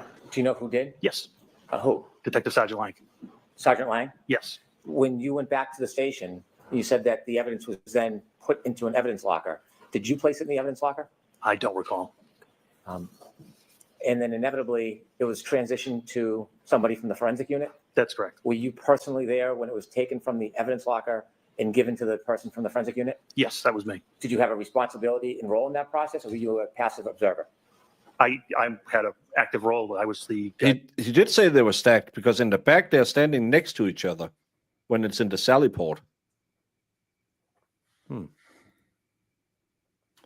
Chain of custody, I was turning it over to the criminalist to the state police lab. After that glass was given to the criminalist, did you ever have possession of it again? Never. Did you ever package it or touch it again in any way? No, never. Did you ever process it in any way? No. Did you put it in that box and tape it up yourself? No. Okay, I'm going to now ask you to open the box, please. Then how can he introduce this? It's not his evidence. I'm just waiting to see if he's going to write on his glove for notes. How did Cross go with him last year? He's an ass. He got really combative, Is right? there an item in that bag? Yeah. There is. Would you please open the bag and show us what's in that bag?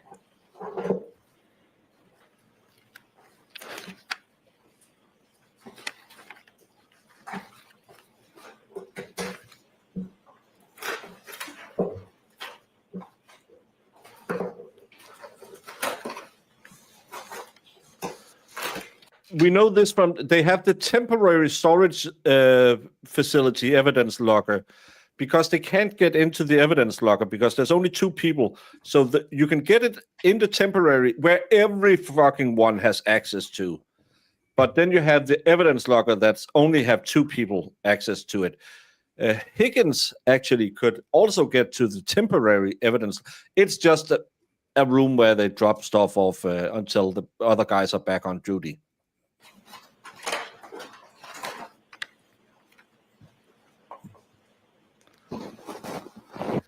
This is tactical question. We have heard nothing about cocktails so far. Now he's showing a broken cocktail glass, which is not the type of glass that Karen Reed drank out of. We don't know what John was drinking. The jury must sit there and think, what does this glass has to do? Oh, there's a party in the Albert's house. Well, yeah, I mean, if I'm a juror, and I think this is about the time that I came in, or right when they were talking about all the snow, I think I was really confused because I kept saying, he got hit by a car allegedly, right? Why are we on a glass? Yeah. And you guys were trying to explain it to me, but yeah, we don't have where he dropped. We don't have any of that clearly delineated, except for the flagpole. Nothing is. The flagpole is the key in this case. I'm sure the flagpole, if do like they did in that case where they brought in the entire door. So bring in the flagpole. Or let us play King of Pain by the Police. Back in the box, please. Take the gloves of Tool and work on. Take the gloves of Tool and work on your next album. This has been mishandled a million times already. Yeah. Lieutenant Gallagher, does that appear to be the same item that you The found? fact that he's in the area where standing John by O'Keefe this was at investigation Fairview at that speaks point? volumes Yes, it does. about his Would ability like to as a have police the box officer. and item marked for identification, please. Okay.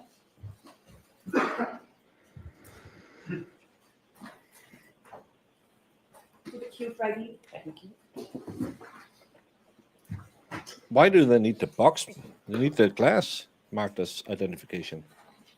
When you were looking around the area that was pointed out to you as where John O'Keefe was found, did you? Did he put his gloves in his pocket? I wasn't paying attention. He didn't take. Oh, he did this last year as well.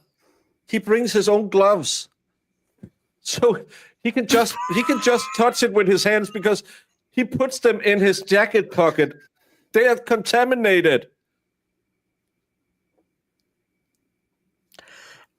Yeah. Oh, fuck this guy. You expand across the front lawn into the street during your search? No, we didn't, with the exception of uncovering the 6-foot asphalt berm. Did you say 6 foot or is it? Excuse me, 6 inch. What's a berm? It's basically curbing, but it's made of asphalt. It's curved. You probably have seen it. It's asphalt. It's I curved. think it so. separates the street from property line. Why did you clear that piece? Wanted to see. We were trying to find out why John was having a medical issue, and we didn't know if he could have Nope. tripped over a curbing or what turned out to be an asphalt berm and possibly hit his head. After you made efforts to look in that area, did you return to the Canton Police Department? I did. About what time? It was shortly after 8 a.m. After you returned to the Canton Police Department, did you receive any information or have a reason to return back to Fairview? Yes. About what time? He's Little after 9 retired. o'clock. Why did you go back to Fairview after 9 o'clock? Sergeant Lang He's got a collecting phone that call, big pension. that Jen McCabe had more information And where did you understand Mrs. McCabe was? at 34 Fairview. Wait, Did you go pause back it. to 34 Fairview? Okay, no. Sergeant Good, why are they calling at 9 when Sergeant Good was there when Jen said, I hit him, I hit him, I hit him? Why are we waiting until 9 when Jen called Sergeant Link back after they were working on the timeline? Because she Because it didn't never remember it till then. Yeah, but Lady Firefighter and Nuttall and Her name is firefighter Friendless Firefighter. Look, I'm just going to call her Lady Firefighter. I don't want to be lumped in with you misogynist. Although I'm a bigger lady hater than both of you. I'm for the repeal of the 19th. I mean, that's the problem. Caffey Daffy doesn't know. I'm the worst misogynist here. That's funny. No, but this is the stupid thing because they made that up. I hit him, I hit him, I hit him. Because she never testified to it before, last and then year. she all of a sudden said, "Oh, I have more information. Come back to the scene." And no one, friendless firefighters, lies or not, did ever hear Karen Reed say it at the scene. Did you go with anybody? I went with Sergeant Lank Did you travel together or separate? together. When you got back to 34 Fairview, outside, what did you do? We parked in the driveway. We walked up, and next to the garage, there's a side door. I don't know if we rang the bell or not, but Brian Albert, the homeowner, answered the door. If you So they also went in through the side door. Yeah, I thought the side door was never used because it was The side door was never used because it went into a den area. yeah. But everyone uses the side door except the people in the house who lived there or the And family. the cops and the visitors. No, he just said we went to the side door, rang the bell, and Brian Albert opened it. walked up to the door, did you have a chance to look around at the doors in the area in front of that side door? Yes. Did you see anything out of place? No. You've been a police officer at that point for a long time? Yes. Do you receive any training in observing areas or people? Always. What type of training? What are you told to look for when you're speaking to people? I've been BOSAR trained, which is behavioral observation, suspicious activity training, and you look for clues when you're speaking to people, whether they cross their legs, cross their arms, there's certain behavioral characteristics. At this point, did you have any understanding that this would later be a crime scene? I did, yes. Okay, What happened? MacGyver. How did you come to that conclusion? Columbo. Not at that time. Oh, not at that time. No, not at that time. When you No, went he's into the MacGyver. house, He what part of figured the out house how to was it? use a I went snowblower. into the room. That's true. It's adjacent to the kitchen. That's true. And I stood there with Columbo Brian looks Albert. at Can you describe facts. what He kind of used room that snowblower. Yeah, it was just a typical family room type room. It was not large. It was between the garage and the kitchen. You met with Brian Albert? Brian Albert answered the door and let us into the house. Did you understand what his relationship was to that house? He was the homeowner. Did Sergeant Lank walk in with you? He did. Did he stay in that living area? No, he went to the kitchen area and sat down with Jen McCabe. Could you see the kitchen area from where you were? I could see a portion of the kitchen area. Did you see anybody else in the kitchen area with Mrs. McCabe and Sergeant Lank? There were people in the kitchen area. There was nobody with Sergeant Lank or Miss McCabe. Could you hear their conversation? No. Were you trying to listen? No. Were you speaking to Mr. Albert? I was. Did you take the time to make observations of him? I'll allow it. Did you take the time to make course you observations of will. him? Yes. Did you speak to him? Yes. Did he speak to you? Yes. Was there anything about his mannerisms or affect that caused you any concern? No, it was just a social conversation. There was nothing of concern at all. Was there anything Okay, about it that pause. caused you to? Brian Albert is himself a fact a cop too, right? So did he Mhm. take all of these like super secret special agent classes as well? So maybe he would know not to cross his arms or his legs or offer you solo cups or a snowblower. Mo, are you Right. saying or implying that a 30-year police detective may or may not know how to stage a crime scene? Is that what you're At this implying? point, no, because this doofus used a leaf blower. So I am saying that the entire town of Canton is an indictment on the federal education program. Yeah, and he just said it was a social conversation. Why would he freak out? Yeah, if you just come in and say, "Hey, Brian, kind of bad what happened." Yeah. Oh, by the way, I was talking to Kevin earlier. Those basketball tickets, you still got them? Yeah, sure I did. Oh, by the way, do you know the guy who was here last night? Oh, well, he wasn't in the house. Oh, okay, yeah, fine. Are we meeting up for a beer later? No, that massive blizzard that didn't exist existed. Hone in or be concerned? I'll allow that. Did you get a chance to look around that living area at the Sure. items? I didn't look around, just with my eyes. Did you get to see that area? Wait, I I didn't didn't look around just with my eyes. Did you see anything Clip broken that. or looked out of Someone place? please No. clip Anything that. that caused you any type of concern? Nothing. When you looked towards the kitchen, did you see anything that looked different or suspicious in any way? Nothing. Was the interaction, did it cause you any alarm or concerns? Looked. After Sergeant Lank with had an opportunity to speak to Mrs. McCabe and you spoke to Ryan Albert, what did you do next? We left. Where did you go? verbatim. We went back to the police department and we're. No, I think it's informed that Lank the who state didn't police want were, to go gonna into the respond to house. hospital, This that we is needed to later respond in the to day when they're When called you heard back. that the state police was then going to get involved in the investigation, what does Canton do when the state police takes over an investigation? Well, it was based off of a conversation I had with my chief in the detective sergeant's office. Was there a decision about Canton's involvement in the ongoing investigation? There was. No, I think she's right. I think That we Jemima should was recuse right. ourselves from any further investigative interviews. And why was that? Because our best detective, his name was Kevin Albert, and he was the brother of the homeowner. And I didn't want any I remember him potential saying it, like bias, such whether a unconscious or douchebag. subjective. Well, we didn't have probable by the cause, O'Keefe's, so. by the O'Keefe family. So when the state police got involved and you had the conversation with the chief, was that the end of your Yeah, ask him. Did you see a dog at the premise? efforts towards this? It was the end of our efforts until I helped. Yeah, and how he's never been there before. How would he know anything that looks different? facilitate during the search warrant on February 1st. And so at some point, was the defendant's Lexus brought to the Canton Police Department? It was. Was it put in a particular area at the Canton Police Department? It was. What area? The Sally Port. What's a Sally Port? Sally Port is where, when we have an arrest, we bring our prisoners in. It's basically a extra large garage. It has 4 doors, they're numbered 1, 2, 3, and 4. We typically go in door 4 and pull towards door 3. Door 4 is lowered, and then prisoners are walked into the booking area, which is also secure. The exterior doors to the Sally Port can only be opened by the dispatch counsel. When crime scene services came to look at the car, was that the same day, the 29th, or later time? No, it was February 1st. Did the Lexus remain in the Sally Port area from the 29th until February 1st? Yes. When representatives from the crime lab from the Massachusetts State Police came on February 1st, who provided them access to the Lexus? I was one of the people there that was there. I don't know if I provided them direct access, but I certainly would have. And I assisted them if they needed things. That's when the chain of custody, the exchange of custody for the blood samples and the glass occurred as well. And during their processing of the Lexus, were you there for parts of it? I was in and out, yes, but I did not partake. Thank you very much.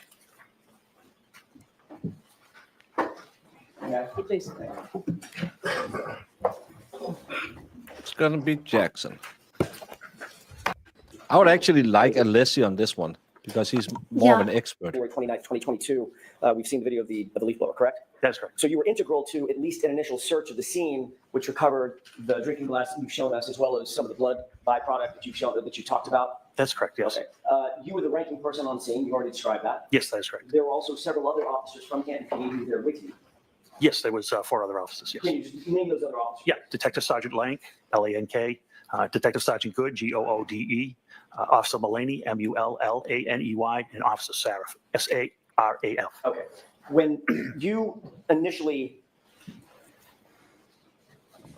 let me back up and ask a different question.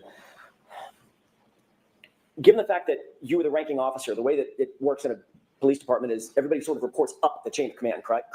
That is correct. Yes. So they would have all reported up to you in some particular. That's correct. And then, of course, you report to I think you're the deputy chief, and then the deputy chief reports on up to the chief, correct? That is correct. You were involved in not only the exposing of some of that blood byproduct, but also exposing the glass with the leaf blower, correct? That is correct. You were responsible for utilizing certain equipment. You chose the leaf blower at the time, correct? I did, yes. There was also, I'm guessing, there was also some use of your hands and or the gloved hands with some others to pro recover bono. some of the items. Yeah, I didn't use my hands. How did you get the glass into a bag? That was Detective Sergeant Lank. Somebody had to pick it up, right? Correct. That's what I mean.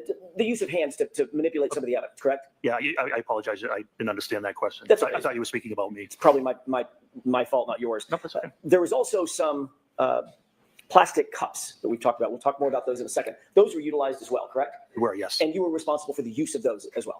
Yes, it was my decision, yes. In terms of the search of the scene, the recovery of evidence, the recovery of biological material, the use of tools to recover those biological materials, all of that rested at least ultimately at the scene on your shoulders, correct? Yes, it did. Isn't it true that you weren't interviewed in this case with regard to anything having to do with this case until April 3rd, 2024, correct? Yes, we can call it an interview. It's when I met with the prosecutor, yes. And that was about 2.5 years, nearly 2.5 years after this incident, correct? Yes, that's correct. Michael Proctor, you know that name? I do. Who's Michael Proctor? He was one of the troopers assigned to investigate the case. As a matter of fact, he was the lead investigator for the case, correct? I don't know if he was lead or trooper mechanic. I don't know. As you said, Yes, you do. You know this. Everyone knows this. He was the lead. They tried to do the same thing last year. Well, they were co-leads, and Bukaki was actually maybe a little bit more lead. Everyone knows Sergeant Proctor, Trooper, whatever his name is. Former police officer Proctor was lead on the case. Stop effing trying to hide this asshole. did hear you don't know that Michael Proctor was the lead case agent for. I know he was one of them, yes. Okay. Do you know that he was the lead investigator assigned to the case? I don't. I had nothing to do with the DA's office. Right. I know you didn't have. I don't know how they assign their cases, counsel. I don't know what you want me to say. I can't say what I don't know. Mr. Gallagher, I'm not asking you to. I'm just asking if. I did not know he was lead. I know he was one of the leads. Okay. I believe they do it in a tandem. Assign their cases, counsel. I don't know what you want me to say. I can't say what I don't know. Mr. Gallagher, I'm not asking That's you to. total bullshit. I did not know he was lead. I know he was one of the leads. Okay. I believe they do it in a tandem, but I'm not sure. Okay. He may have had a partner, correct? That is correct. That's how Yes. they It's make not more unusual to have a lead troopers. case agent. Person who's responsible for most of the search warrant writing and the memorialization of and documentation of evidence collection and the movement of evidence and booking into evidence, things like that. That is correct, but I don't know anything about who wrote their affidavits or who logged their evidence, and I wouldn't know that. You're also familiar with Yuri Buchanan, correct? I know who he is. You're also familiar with Lieutenant Tully? I know, yes. They're all Massachusetts State police officers, correct? Yes, they all are. Did Michael Proctor interview you before April of 2024? He did not. Did Yuri Buchanan interview you before April of 2024? No, he did not. Lieutenant Tully interview you before April of 2024? No, he did not. Did anybody else from the Canton Police Department, your deputy chief or the chief, interview you formally about your conduct and responsibilities before April of 2024? I don't understand that question. Did anybody at Canton PD, separating out Massachusetts State Police, Correct. did you sit down at Canton PD and provide an interview with anybody at Canton PD about your conduct at the scene? What do you mean by conduct? Going to the scene, collecting evidence, securing evidence, transporting evidence, booking evidence, those kinds of things. Your conduct at the scene, sir. Yeah, I briefed my superiors, yes. Okay, other than briefing, was there a formal report written? No. Or I a hate formal this interview guy. conducted of you? No, absolutely not. Okay. He's such a pompous Tell us ass. when you wrote your report He's a about what putz. happened at the scene, memorializing what you did at the scene. I didn't. You didn't write a report? About the scene that day at the scene? Correct, about this I investigation. only did the metadata report. I did not write a report at the scene. You never, in fact, This is you the never guy wrote any that report made about the what joke happened at the scene, correct? about Correct. You didn't John know- O'Keefe being. This is the guy that made the joke about John O'Keefe. Jackson was like, was he 6'2"? And he's like, I'd believe it if Mr. Lally told me. I'd accept it as fact as if Mr. Lally told me. He's the one that made that stupid joke last year. Yeah. I can't Memorialize that stand in this any guy. formal way No. On Canton PD letterhead to describe what you did and how you did it at the scene. No. Normally, when you report to a scene as a first responder, you would be expected to write a report about that, whatever that conduct is. I'm not the supervisor, no. What if you're the ranking person at a scene that ultimately turns into a homicide scene? Well, we don't know it's a homicide scene at this time. We don't even know there's a crime committed at this time. My Understood. responsibilities are to make sure reports are written, not to necessarily write the reports myself. I'm the supervisor. It's Although- my job to make sure reports are written, evidence is logged, those types of things. Under ordinary circumstances, you would respond to a scene as a supervisor and you would oversee what other people are doing. What you're That's supporting. correct. Can I finish? Sure. I want to talk over each I other. apologize. You would want a supervisor oversee what your subordinate officers, whatever he or she might be doing or they might be doing. You're going to oversee that. But they're the ones actually conducting the investigation or picking up evidence or doing the interviews, writing those things about it. Correct. Detective Sergeant Lake's investigation, yes. So in that circumstance, you wouldn't be expected to write a report because all of that conduct is memorialized by others subordinate to the supervisor, correct? Correct. But in this case, quite the opposite happened. You were the one that was in the video utilizing the leaf blower, correct? That's correct.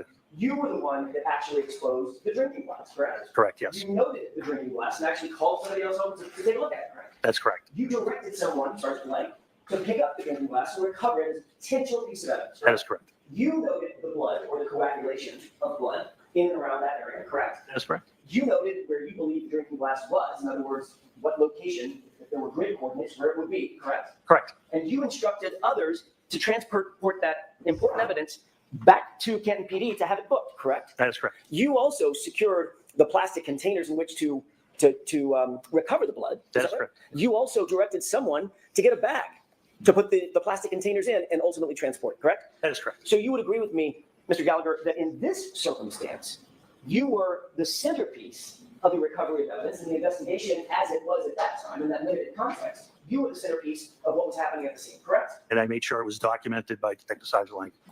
But you didn't find it important enough to write a report yourself. I think that's poor misrepresentation. There's a person fighting for their life. It was very important. When you were there at the scene at, what time was it, by the way? I got there shortly after 7. Okay, you knew that person who was fighting for his Didn't life they already had declare already him been dead? transported and was in good care, as best care we can provide. It's such a stupid. Well, I was just there to take care of a person. No, you don't have anything to do with a person fighting for their life. You are the guy they call in when the person is gone. You're Also- just there to make sure that if it turns out to be a crime, you have the evidence. Stop trying to do this. Oh, I'm Mother Teresa. Also, if you are using unorthodox, tools and things like that, wouldn't you want to write the report that explains your reasoning behind this? I mean, again, people are going to look at this like the rest of humanity and said they used snowblowers and red Solo cups. WTF? You think you'd want to have a report stating, look, I was worried I was worried for the destruction of evidence. I understand that this isn't, the protocol that we generally use. Inclement. You think you would have a report to kind of explain your reasoning as to why you used, the tactical snowblower and red Solo cups of tactability. Yeah. My post game is always on point. At Good Samaritan Hospital, correct? That's correct. So certainly you're not excusing away the idea that you didn't memorialize your conduct because you were too busy fighting for someone's life. That's not what you're saying. No, definitely not what I'm Okay. saying.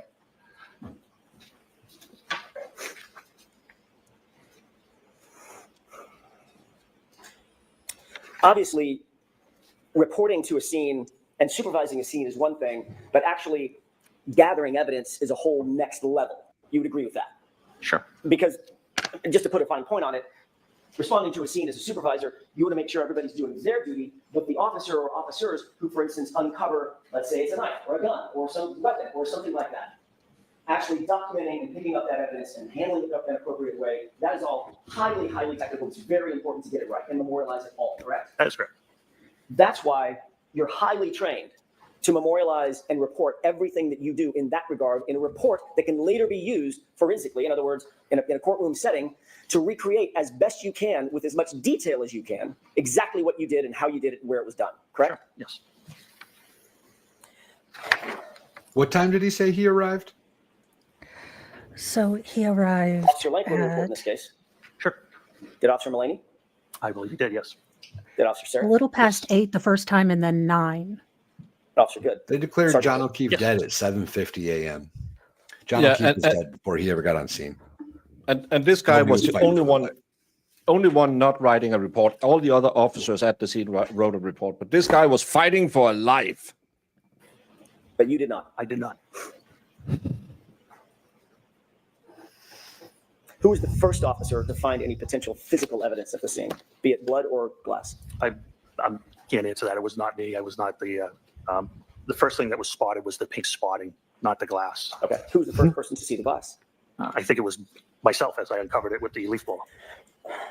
I think Jen will be fine in One of the prison. important things that we've talked about, Mr. Gallagher, is documenting the details of evidence recovery, not just the fact that something was recovered, correct? That's correct. So you'd want to know what time of day it was recovered, correct? Sure. You'd want to know who was there and who was around when it was recovered, correct? Yes. You'd want to know what the item is, the condition of the item, right? Yes. You'd also want to know exactly where it's recovered, correct?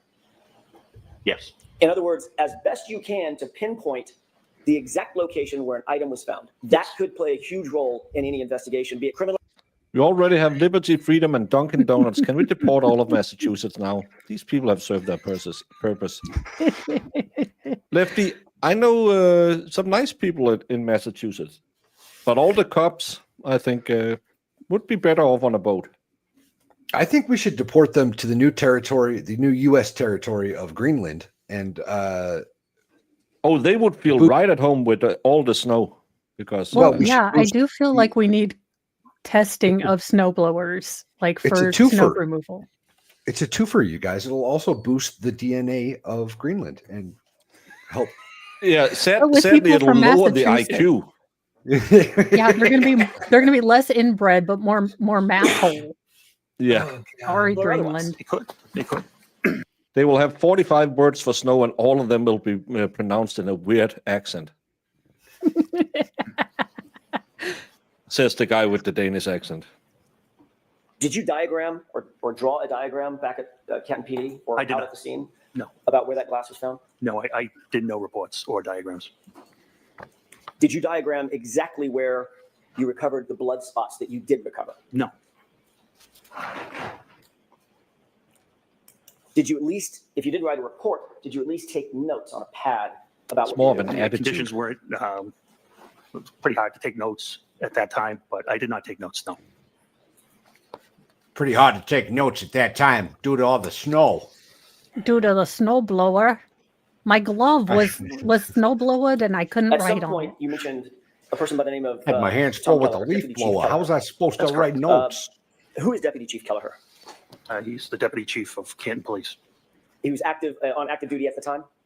When I say active duty, I don't mean that morning, that hour. I mean just generally. Yes, he was a lieutenant at that time. That stupid lip thing he's He doing was someone to drives me whom, as a matter absolutely of fact, probably nuts. the only person to whom at Canton PD you actually reported, correct? Up the chain of he was the only person to whom you reported up the chain of command, meaning he was your direct report. He was in charge of detectives at that time. And then, of course, the chief would be Nope. above him, correct? Deputy chief and chief. Okay. Thank you, Brendan. When you responded to the scene, Deputy Chief. Subtitles. Deputy Chief Kelleher did not come out of his house and take over the investigation, correct? Correct. That was yours to detail, That is correct. at least while you were there. That's correct.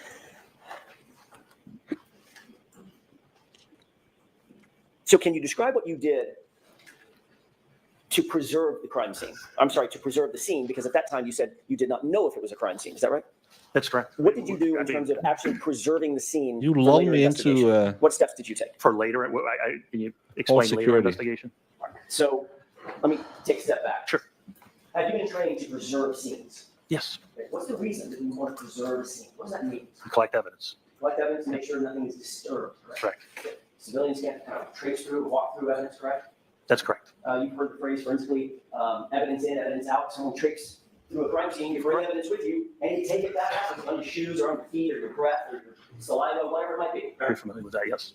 Preserving the scene is best efforts, it's best practices to make sure that nothing's moved, touched, messed with in any way, correct? That's correct, and that's what was done here. Learn to properly use an R and we'll allow you to stay. Otherwise, Hans Gruber.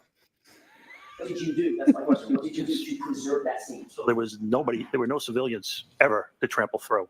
Were rescue efforts made on Mr. O'Keefe? Yes, that's priority.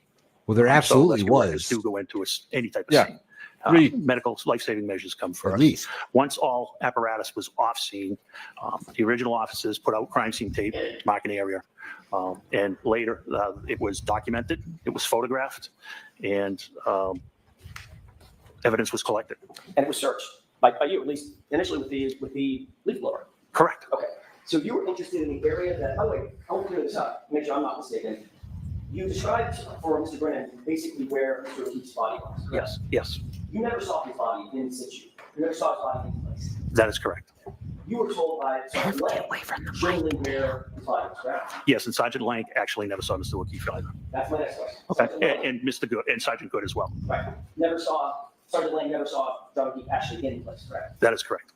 So you're receiving information from Sergeant Lang that he did not have personal knowledge of, and then you're providing that information later to crime scene investigators who are trying to establish a diagram or some sort of a chart about where that evidence was, where the drinking glass was, where his body was, correct? No, I never spoke to anybody in that manner about that. Didn't you ultimately go out to the scene along with others at Massachusetts State Police when they had a drone overhead? No, you're mistaken. I can clarify it for you if you wish. Sure. So on February 1st, after the execution of the warrant, they wanted to go down to the 3 scene. days later. It was Trooper Proctor and somebody from the CARS team. I'm not sure of the name. Once they got down there, I did show them where I was shown John O'Keefe was. They did want to put up a drone, but they could not do it because they were too close to Norwood Airport and because of FAA regulations. Okay. And that was the last of my involvement with So- that. I hope that clarifies things for you. Forget the drone. I'm interested in the first part, which was you accompanied Trooper Proctor to the Correct. scene, correct? Correct. There were other members of CARS, CARS. I think there was one. Crash accident reconstruction section, I'm assuming. Okay, so it's a forensic, a member of NSP who does forensic diagrams, correct? I would say. I don't know if they do diagrams. I don't know what they do. Or reconstruction, some sort. Sure, reconstruction of some sort. So you were there to help provide information about where Mr. O'Keefe's body was found, correct? And be a Canton police officer present in case any neighbors had come out. So you were there to help provide information about, or at least you did provide information to them about where Mr. O'Keefe's body was found. Oh, sure, yes. Except you didn't see Mr. O'Keefe's body, did you? No, I did not. So that was a guess on your part. It was what I was shown. It's the information I had. Yeah, it was the information we were told by Sergeant Lang, correct? Yes, Who also didn't see John O'Keefe in place on the ground at 3450, correct? that is correct, yes. So his would be a guess also, correct? Well, we're going backwards. So he was told by Sergeant Good and et cetera. So it was information passed along, which is what police officers do. Right. But the police officer that was out there at the scene, who was helping the reconstructionist establish a formal report. In the CARS report, was an officer who not only didn't see where John O'Keefe's body was, you got information about where John's body was from someone who didn't see it either. Correct? Can we at least agree No. on that? You have to go back to the beginning. I didn't understand the beginning of that question. Sure, It's very I'll try again. The point is, Mr. Gallagher, you happen to be tapped as the person who is going to assist the CARS folks, the MSP, in creating their CARS, No. ultimately their CARS report. No.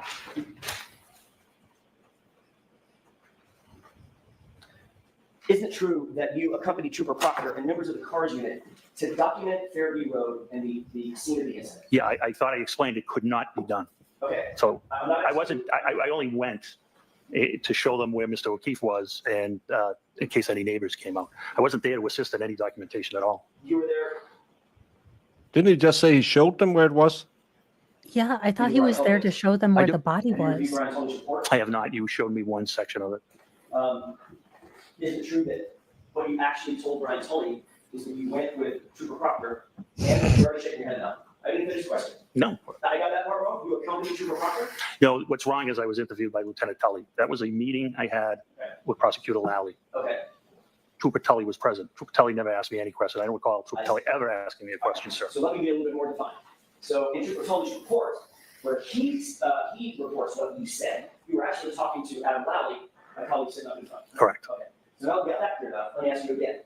Did you say in front of Trooper Tully that you accompanied Trooper Proctor and members of the CARS unit to document Fairview Road? Meaning they were documenting Fairview Road. It's not clear. The report's not clear. They were going to document Fairview Road, not me. So you just said something that I want to follow up on. Okay. The report's not clear, correct? That's correct. So that's an inaccurate report. I wouldn't call it inaccurate at all. I'm just saying you're misinterpreting the wording. I see. And I'm misinterpreting it even though I just read it directly from the report? Yeah, sometimes sentences have different meanings. Okay. Yes, you are. Okay.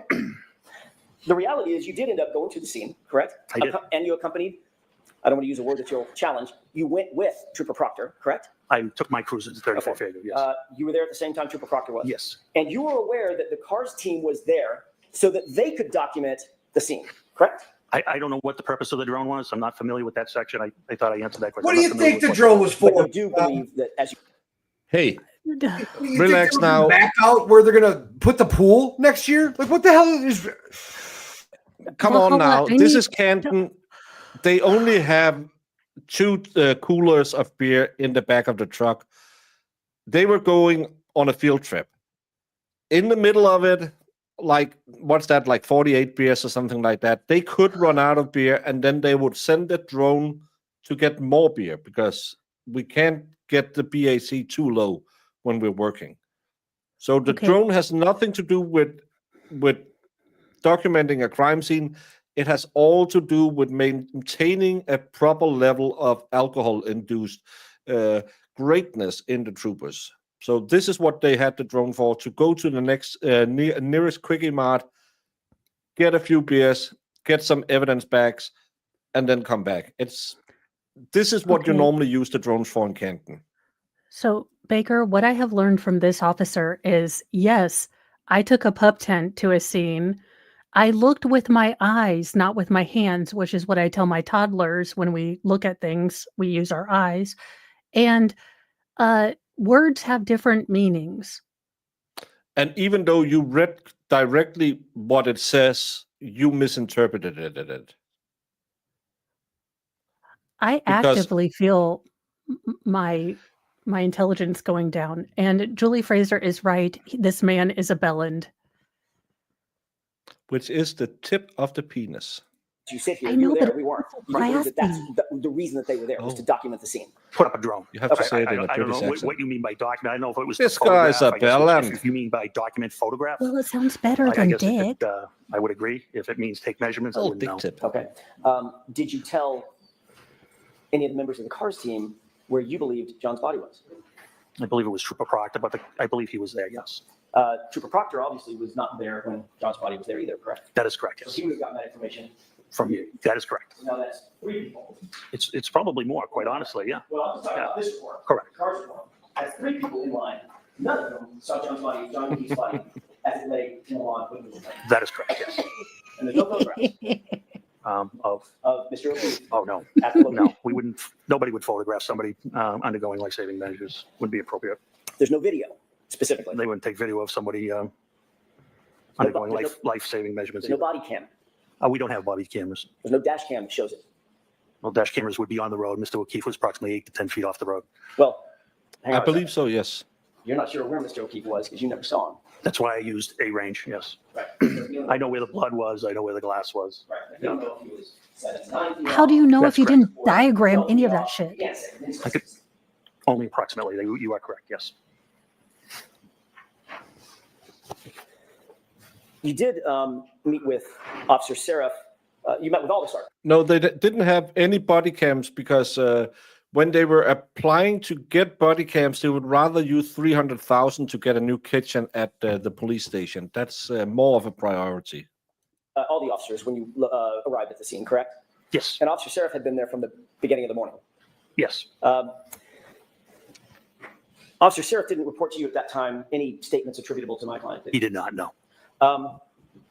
You later went back to 34 Fairview with Sergeant Lank. That's correct. And you rode back. Did you ride back to Canton PD with Sergeant Lank or separate cruisers? Which time? I apologize. I'm sorry. That's a vague question on my part. You went back to 34 Fairview with just Officer Lank, and you described the circumstance in which you went in, you were let in by Brian Albert. He went to the kitchen. You were in the family room or some other place. Right by the kitchen, yeah. Right by the the room off the kitchen, yes. Okay, so right next to where he was interviewing That's correct. Jennifer McCabe. Yes. Did you ride back from that meeting with, or that event to Canton PD with Sergeant Lank? Yes. And Sergeant Lank didn't say anything to you about his interview with Jennifer McCabe at that time. I don't recall our conversation on the way back. Okay. And you didn't write a report about any conversation that you had with Officer Seraph. You didn't write a report about any conversation you had with Sergeant Lank. No, they're responsible for writing their own reports. Got it.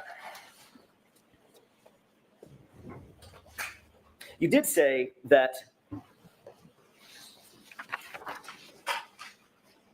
Let me back up and ask a different question. You testified about a year ago in another proceeding. You talked a little bit about the evidence collection of the biological material, the blood, or I'm guessing at that time, presumed blood. Getting ready to test it. That's correct, yes, sir. But you assumed it was blood just because of your experience and it looked like it could be blood. That's correct. How far were you from Canton PD? Approximately. Mile and a half. Mile and a half. You had your cruiser with you. I had my personal vehicle with me. Your personal vehicle. In other words, your ambulance where you could get from point A to point B if you wanted to. Yeah, I was the scene supervisor. I wasn't leaving the scene. Okay. But you also had subordinate folks at the scene that you could have dispatched had you wanted to. Correct. They all had cruisers. Yes, they did. Or 4 personal vehicles. I'm not sure which. I'm sorry? 4 personal vehicles. I'm not sure which. I was the only one with a personal vehicle. Detective Sergeant Lank had a Toyota Tundra pickup truck that is not marked, but it's assigned to our detective unit. So if you wish to, as a ranking officer at the scene, you could have dispatched one or more of those officers to run an errand, to go do something further into the investigation had you wanted to. Yeah, I actually did that. Okay, you did. What did you do in that regard? Remember, I sent Sergeant Good to get the leaf blower. Got it. You also know that Canton PD has evidence collection bags at Canton PD. Yes. You also know that they have materials and tools to gather biological material, correct?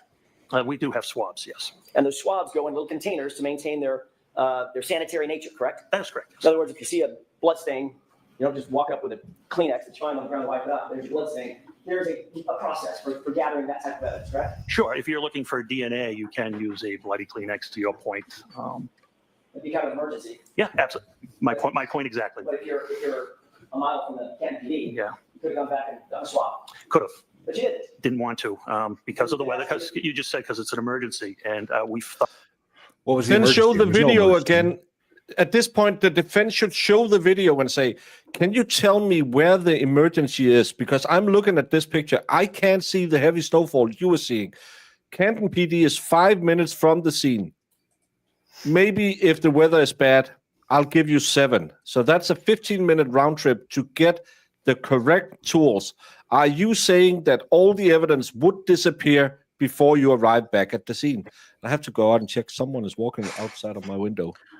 Okay, but also, I mean, you're cops. You're trained to drive in inclement weather. In fact, you know, the news people don't come on and say, if you're a police officer, please stay in your home. You don't know how to drive in snow. No, Yeah. usually they're the only ones allowed out on roads if it is a critical situation. So you're telling me that they couldn't figure out to how to get back to Canton PD to get some evidence bags because it was too terrifying out. Well, it's an emergency. That's why. And again, then But they show could the leave video. for a leaf blower. Play the effing. Yeah, they send a guy to get a leaf blower, but they can't say, "Hey, while you're getting the leaf blower, swing by the department." But show the video again and have them testify where they see the snow. Prove to the jury, because I don't think they do it enough. Show the jury there was no fucking snow. And I have to go check out the storm was coming who's down outside. terribly. And I believe if we didn't collect that biological matter, we weren't going to get that biological matter. But Canton PD was a mile and a half away, 4 or 5 minutes. In a blizzard. Well, still, in a blizzard, I feel it's 3 minutes. And good weather, probably 4 Play the hours. video, In a blizzard, Jackson. right? Play I'm the not video. sure. So it's all 15 minutes. You certainly could have done, but if you wanted to, you could have dispatched one of your officers to go back and get swabs and properly collect the blood material. Sure. And I believe 15 minutes would have made a difference. And what you did instead is, well, 15 minutes would have made a difference, but you asked Sergeant Good to drive to his house and get a leaf blower. Yes, and while he was doing that, we were documenting the scene with photographs. You could have documented the scene photographs even if you went back and get a swab. What's the difference? Because we were ongoing. It was ongoing. I wasn't leaving the scene. I didn't ask you to leave the scene. I didn't ask you if you I were leaving the scene. needed the other officers. We talked about scene security. I already let one officer go. I now have 3 left. We're securing that scene. So you saw There was no security on that. Oh my That's God, this And you guy. said, Officer Good, probably called Sean, Sarge, go home and get a leaf blower. That is correct. Could have said, Officer Mulaney, get your butt over to Canton PD and pick up 10 swabs, correct? He wouldn't have had access to the swabs Oh, so now one of your officers could have gotten swabs, even if the lieutenant, the ranking lieutenant had dispatched him to go get a swab. because he doesn't have access to the BCI, the Office of BCI, where our stuff is kept. Could you have made a phone call? No, nobody there would have had access at that time. It was only Officer Dever on the desk. So you're the only person that could have gotten those swabs? Sergeant Lane could have gotten them as well. So Sergeant Lane could have too? Sure. But you didn't say that? No, definitely didn't. Okay. What you did do, however, is you went to the neighbor's house. That would be Tom Keller, right? The lieutenant of detectives, yes. Right. And Lieutenant Keller gave you red solo cups. Yes. I asked for plastic or glass containers. He had solo cups, and I utilized them. The same kind of solo cups that Sorry, Val. AJ is hung over today as a write-off. Hey, Can we have you a know what you mercy could have used pen? instead of solo cups that could probably have been even better? Go up to the house and knock on and say, do you have some Tupperware? Do you have some glass? Do you have something that's not plastic containers in an unsterile environment? we all see at backyard barbecues. Yep, they hold liquid terrifically. They're also not sealed, correct? They are not. They're also not used normally. I mean, they were here. They're not normally used for evidence collection, correct? Oh, absolutely not. I love the certainty you said that with. Transport that very important biological material back to Canton PD for storage and safety, right? That's correct. And why was it important to transport that blood material so quickly? What are the factors that you considered, weight and balance, in terms of getting that material back to Canton PD in good condition, sanitary condition? So a criminalist could extract a proper DNA sample. What would happen, for instance, if that blood material, I don't know, were contaminated? Contaminated how? You tell me, you're the professional. So DNA is pretty hardy, pretty forensically stable. The only things that are going to harm it are radiation, ultraviolet light, harsh chemicals such as bleach. Or cross-contamination. I was a kid. So you would have two sets of DNA when it's Moisture. tested, which would benefit you. Well, depends on whose DNA it is. That's correct. That's correct. Yes. Yeah.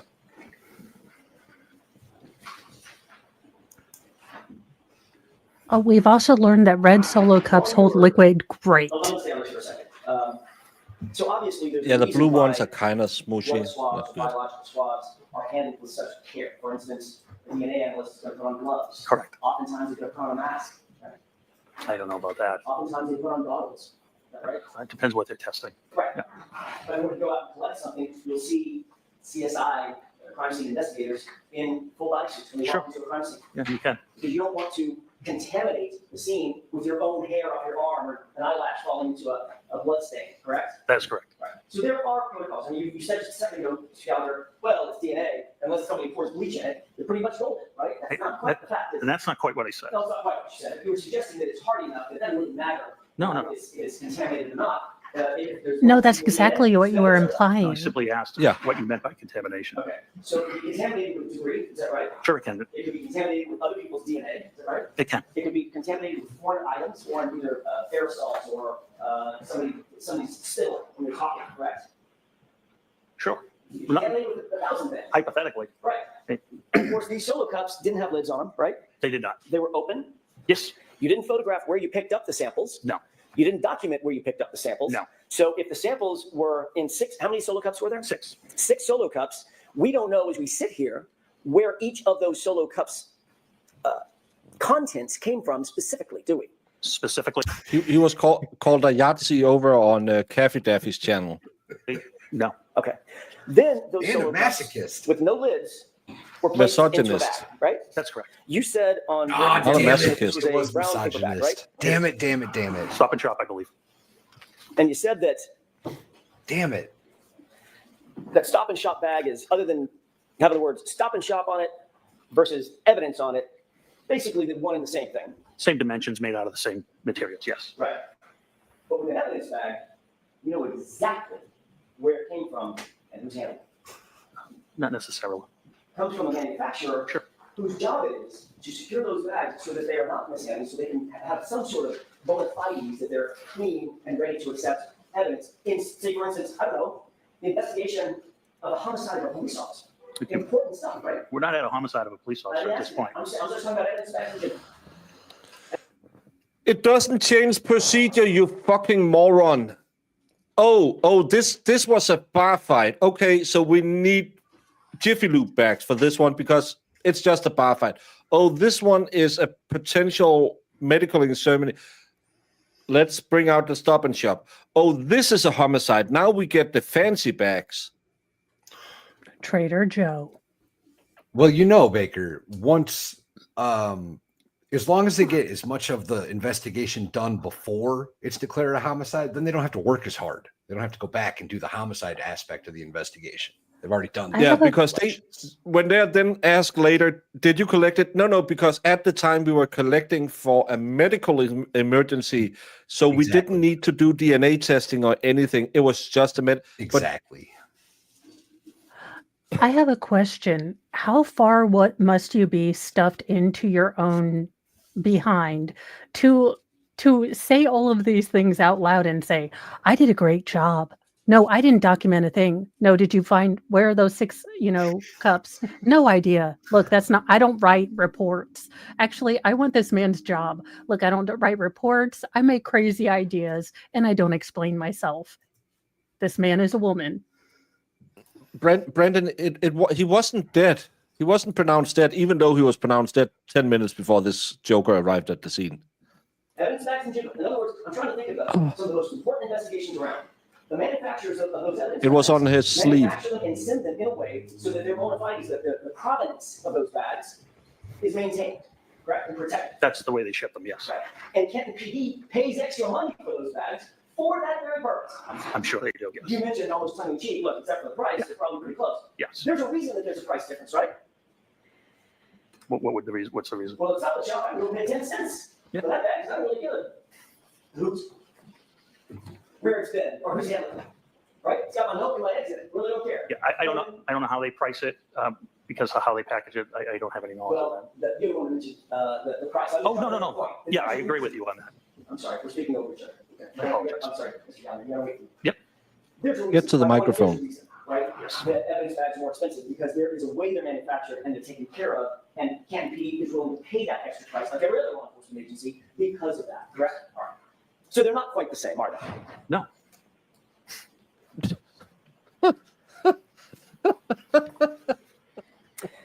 Those solo cups were placed in the evidence bag uncovered. Yes.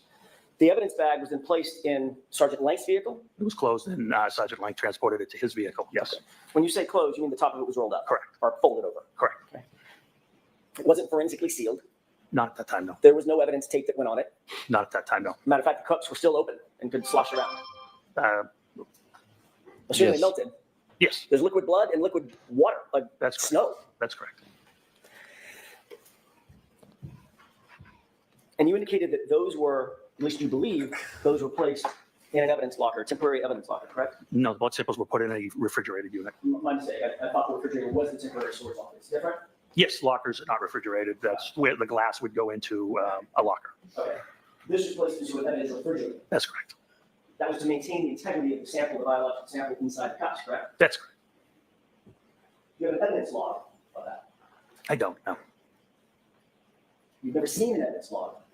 This is like me explaining how we got given a slow and French goose and a three-legged pig to my husband.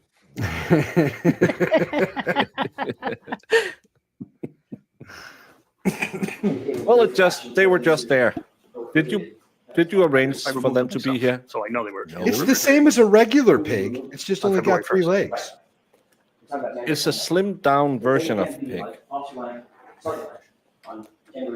just asking, let me ask a foundational question. Does Canton PD maintain something called evidence logs? I don't know the answer to that. I'm not the evidence officer. No. There is, it's all computerized. Right. So like I explained earlier, when they do get logged in, the officer puts the description of the property, hits the space bar, and the computer generates an evidence number. Right. And I wasn't asking you if you made up the number. just that piece of evidence, correct? And every time it's checked out or put back in, there is a log created, correct? Yeah, they do it by computer, yes. It's a digital fingerprint. Correct. All right. I mean, you're a former narco specialist, right? Mhm. You did narcotics for years, right? I did. Drugs, about the most sensitive thing out there, right? I mean, you get a bottle of fentanyl. You're not just going to set it on the evidence of it's a desk. You're going to make sure that damn thing gets logged exactly how it's supposed to, correct? Of course. Because it needs to have a trace of where it goes and who touches it and who has it. And let me just remind you all, they did an audit of this police department and came out with, I believe the sentence was, it was an ingenious way of utilizing the leaf blower to search the crime scene. Are you sure you didn't read imbecilic wrong? For these items that were taken Did they from- pronounce They imbecilic? actually also, if I remember correctly, it's been a while since I looked at it, claimed that using solo cups and the Jiffy Lube was okay. It wasn't police normal procedure, but in the situation. For Fairview, and supposedly, well, not supposedly, because you took them out, and ultimately went into a refrigerated evidence locker. Yeah, I wouldn't have access to the evidence log. Our evidence room is a very strict process. There's only 2 people that can even have access to the permanent once it goes into permanent evidence. And it's the admin sergeant that changes the custody when it comes out for court, if an item has to come out for court, or if it has to be transported to another agency, or if an officer needs it removed from evidence for further inspection, the admin sergeant would take care of that. That's the way it's. Mr. Jackson, you're not going to finish today, right? No, I'm In not. 2 minutes. Two questions, and I'm also. All right, 2 questions. Thank you. That's the way it's supposed to work, correct? Yes. But you've never, as you sit here, you've never seen an evidence log determining where that blood went and who was handling it between January 29th and February 1st. I have never seen an evidence log. That's all I had, at least at this time. All right, Lieutenant, when I have you come back tomorrow morning, the jury files, I think, file. Thank you. So, jury, that's it for today. The same 3, 4, 5. Let's just see. Good. Taking a sidebar. Child support from Michigan. So they're having a sidebar. Paul and his new beau. Allegedly unconfirmed, there was a motion in court that the defense raised to have Paulo Balls stop glaring at in that way, in that threatening manner. And she didn't move him instantly, but moved him later because she caught him in the act. So he did it the whole. He did it in entire first trial, but again, if you don't file a motion, he didn't do it. But that's apparently why he has been moved, because the defense filed a motion to have him stop doing it. Not confirmed. It's not on the record, so I can't confirm that it's actually ruled on. But I have sent Marissa and Jemima to try and see if they can rustle up something. Awesome. I can't stand that guy. That guy drives me absolutely apeshit. There is nothing that bothers me more, nothing that burns my biscuits more than a stupid and incompetent person, very confident and arrogant about their stupidity. Might be why I don't like Plevin. The big problem is his arrogance. That's the problem. So you put it in a in a red Solo cup. Yeah, it's a great container. Yeah, but it's not sealed. It's not sterile. It's not nothing. But it holds liquid real well. And what is the inability to answer simple questions? What about cross-contamination? Well, what are you talking about? DNA's hardy. I think I saw on the Twits that his last paycheck was $300,000 a year. That makes sense. That's just stupid $300,000 enough to be because he's Canton. ingenious in his use of cost-saving methods for the police.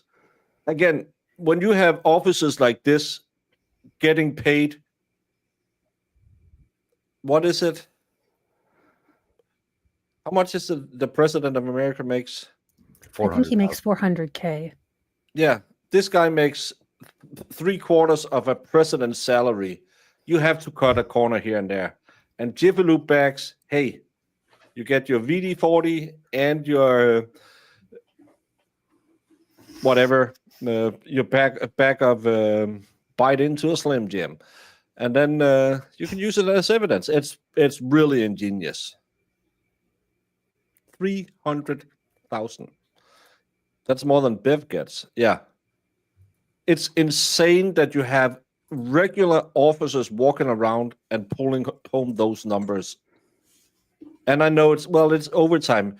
That I can't prove it. I don't know enough about American pay systems. But in Denmark, if you work for either a company or you work for the public, if you rack up all of this overtime, you'll just have forced days off. This seems like such a racket where they can just, I'll rack up some overtime, and they end up being paid more than a CEO of middle-sized company. Why isn't they forced to take a month's vacation? Oh, we need them on the force. Why? These people are highly incompetent. None of these people, as we have seen in this case, should ever have risen above foot patrol. No, but why pay a cop time and a half or overtime instead of hiring more police officers if you really are that short-staffed? Although, who wants to work in Canton? I can see why recruitment is down. Well, they tried to recruit people, but they weren't corrupt enough, so they had to go. They weren't going with the flow, if you know what I'm saying. So they had to get out. Yeah, couldn't do that. I thought I saw that, was it 50% dropout rate from the academy and 25% of new officers stopped within the first 2 years? That's I crazy. think I saw that something like that. Yeah, the pensions apparently is quite good up there as well. Well, yeah, it's based on, if it's anything like the military, it's based on your last X years in service. So in the military, they take your last 3 years and take your pay and use that to figure out your retirement. I'm assuming the police force is the same way. They'll take your last 3 or 5 years at lieutenant pay, and his overtime being X, he made so much a year, and that's probably what his pension's based off of. We should have known Canton was stupid when he was hired as a permanent temporary officer. We should have realized it was done and dumb because they don't understand what words mean. A permanent temporary officer. But also unions in Denmark, because they have a lot of power here, they have these agreements that companies can send you on, it's not furlough, but comp pay or comp time off. So you can make an agreement and say, hey, we're going to have a lot of overtime in December. In my job, we would have a lot of overtime in December. And we won't be able to pay it out. So you'll have to take time off in the new year. And you can say, well, then I'm not going to do any overtime. Or you can say, well, I specifically always said I'll do all the overtime, but I want it written that I get the payout because it can sometimes be a lot of money. And other people said, well, I'll take 2 weeks off in January. I'll take an extra vacation. I was home enough with my ex-wife. I didn't need that. So I would rather have the money. But we have in our agreements with the union, you have these rules that you can say, okay, I'll have it paid out. I'll take the comp time, or the company can say, well, you can only get overtime if you take the comp time. You will not get paid for it. So, well, you'll get your normal salary, but you'll normally have, like in Denmark, the first 2 hours is plus 50%, and then it's plus 100% for the rest of it. But you will then you will have an agreement saying, well, maybe you can get 50% of it paid out, and the rest of it you will have to comp, or you can make. But the union has an agreement where the company can say, we can't pay that much, but if you want to work, we will let you go in January and take vacation days instead. It's cheaper to give them overtime. It can't in any way be cheaper, because if you have overtime, you pay overtime based on their salary, and we're talking about 20-year veterans on the force. It would be way cheaper and every officer at that bracket had a shit ton of overtime. You could hire 5 new detectives for the amount of money you paid to keep these old geezers on overtime. It's basically 70% of salary in perpetuity, inflation adjusted, if I remember. Oh, that's a pretty good job. Back in the day, we had Not something signing up to be a canton officer. Well, we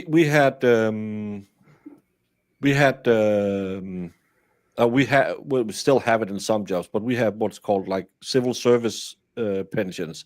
Those were the great ones. They kept their salary till they died. The rest of us have to pay in, or we'll just get the people's pension that everyone get, and that's like $800 a month or something. Can't live off of that. Didn't Boston PD have a big overtime scandal? Yeah, they did. We talked about that in the first trial as well. And I just see it as it's that underhanded way to pay some of the good guys, say, well, I'll just write on, you had 10 hours of overtime. Who checks it? Who makes sure they did those 10 hours? I don't know. Yeah, they could have 3 new recruits, what they pay him in overtime. Of course, he has some special knowledge, but he doesn't need that. They don't have that many murders that he has to go and check. Chad, do you think that some new recruit would have come up with the leaf blower idea? Come on now. That takes years of experience. That's 30 years on the force. Single-handedly, make Canton drug-free, but his, backroom deal with the booze barons mean that everyone's now drunk. It's I just can't with these. Every time we get to these police officers, who is the most inept people in the world, who thinks this is the 3-incher in the locker room who thinks it's a 10-incher. They walk around with so much suasion, and in reality, they don't have anything to have all that confidence in. How much compare and contrast is going on in the locker rooms? Like, you guys, is it just like a glance and like, better than him? Awesome. No, you don't look around. You just use your eyes. Well, you look with your eyes, not your hands, as I tell my boys. Oh my God. That's in reference to Hobby Lobby, not their pieces and parts, though I have yelled about that before too. Well, it shouldn't, but it's Bev's room, so almost 100% suasion. That's a lot of suasion. But no, it's ridiculous. Tomorrow I will be in court in Denmark. I should be home. I can't even remember what I think it's just to pass sentence on someone. I have a few outstanding cases. Just in case you were curious, my chat poll was, is it a clip-on tie? 75% said yes. 75% believe that to be a clip-on tie. Well, I didn't ask my chat because 75% of my chat wouldn't be wrong.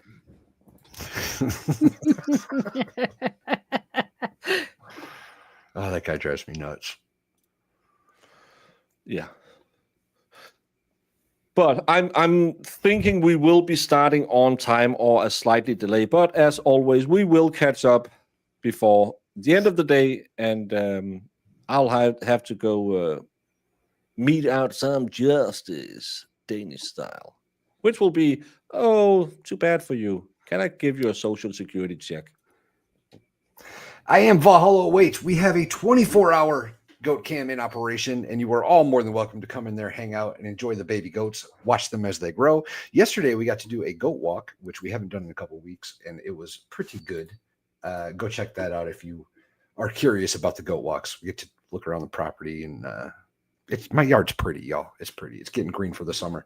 Otherwise, I don't think I have anything scheduled.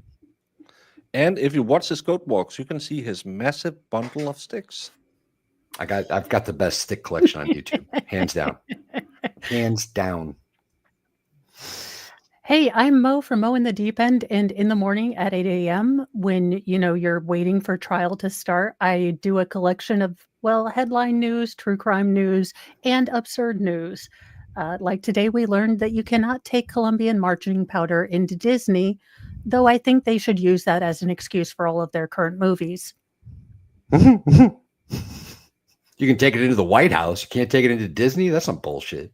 Yeah. not That's the discrimination.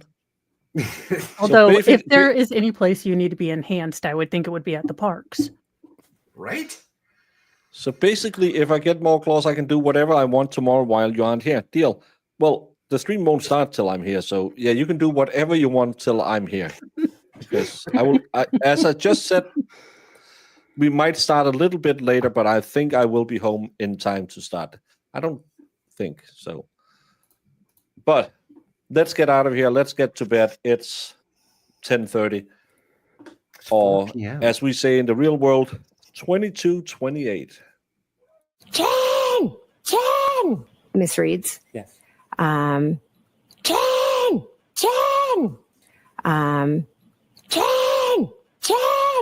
Get cut and dry. Pretty simple. Just pin it on the girl, right? Pretty simple. Just pin it on the girl, right? Objection. Pretty simple.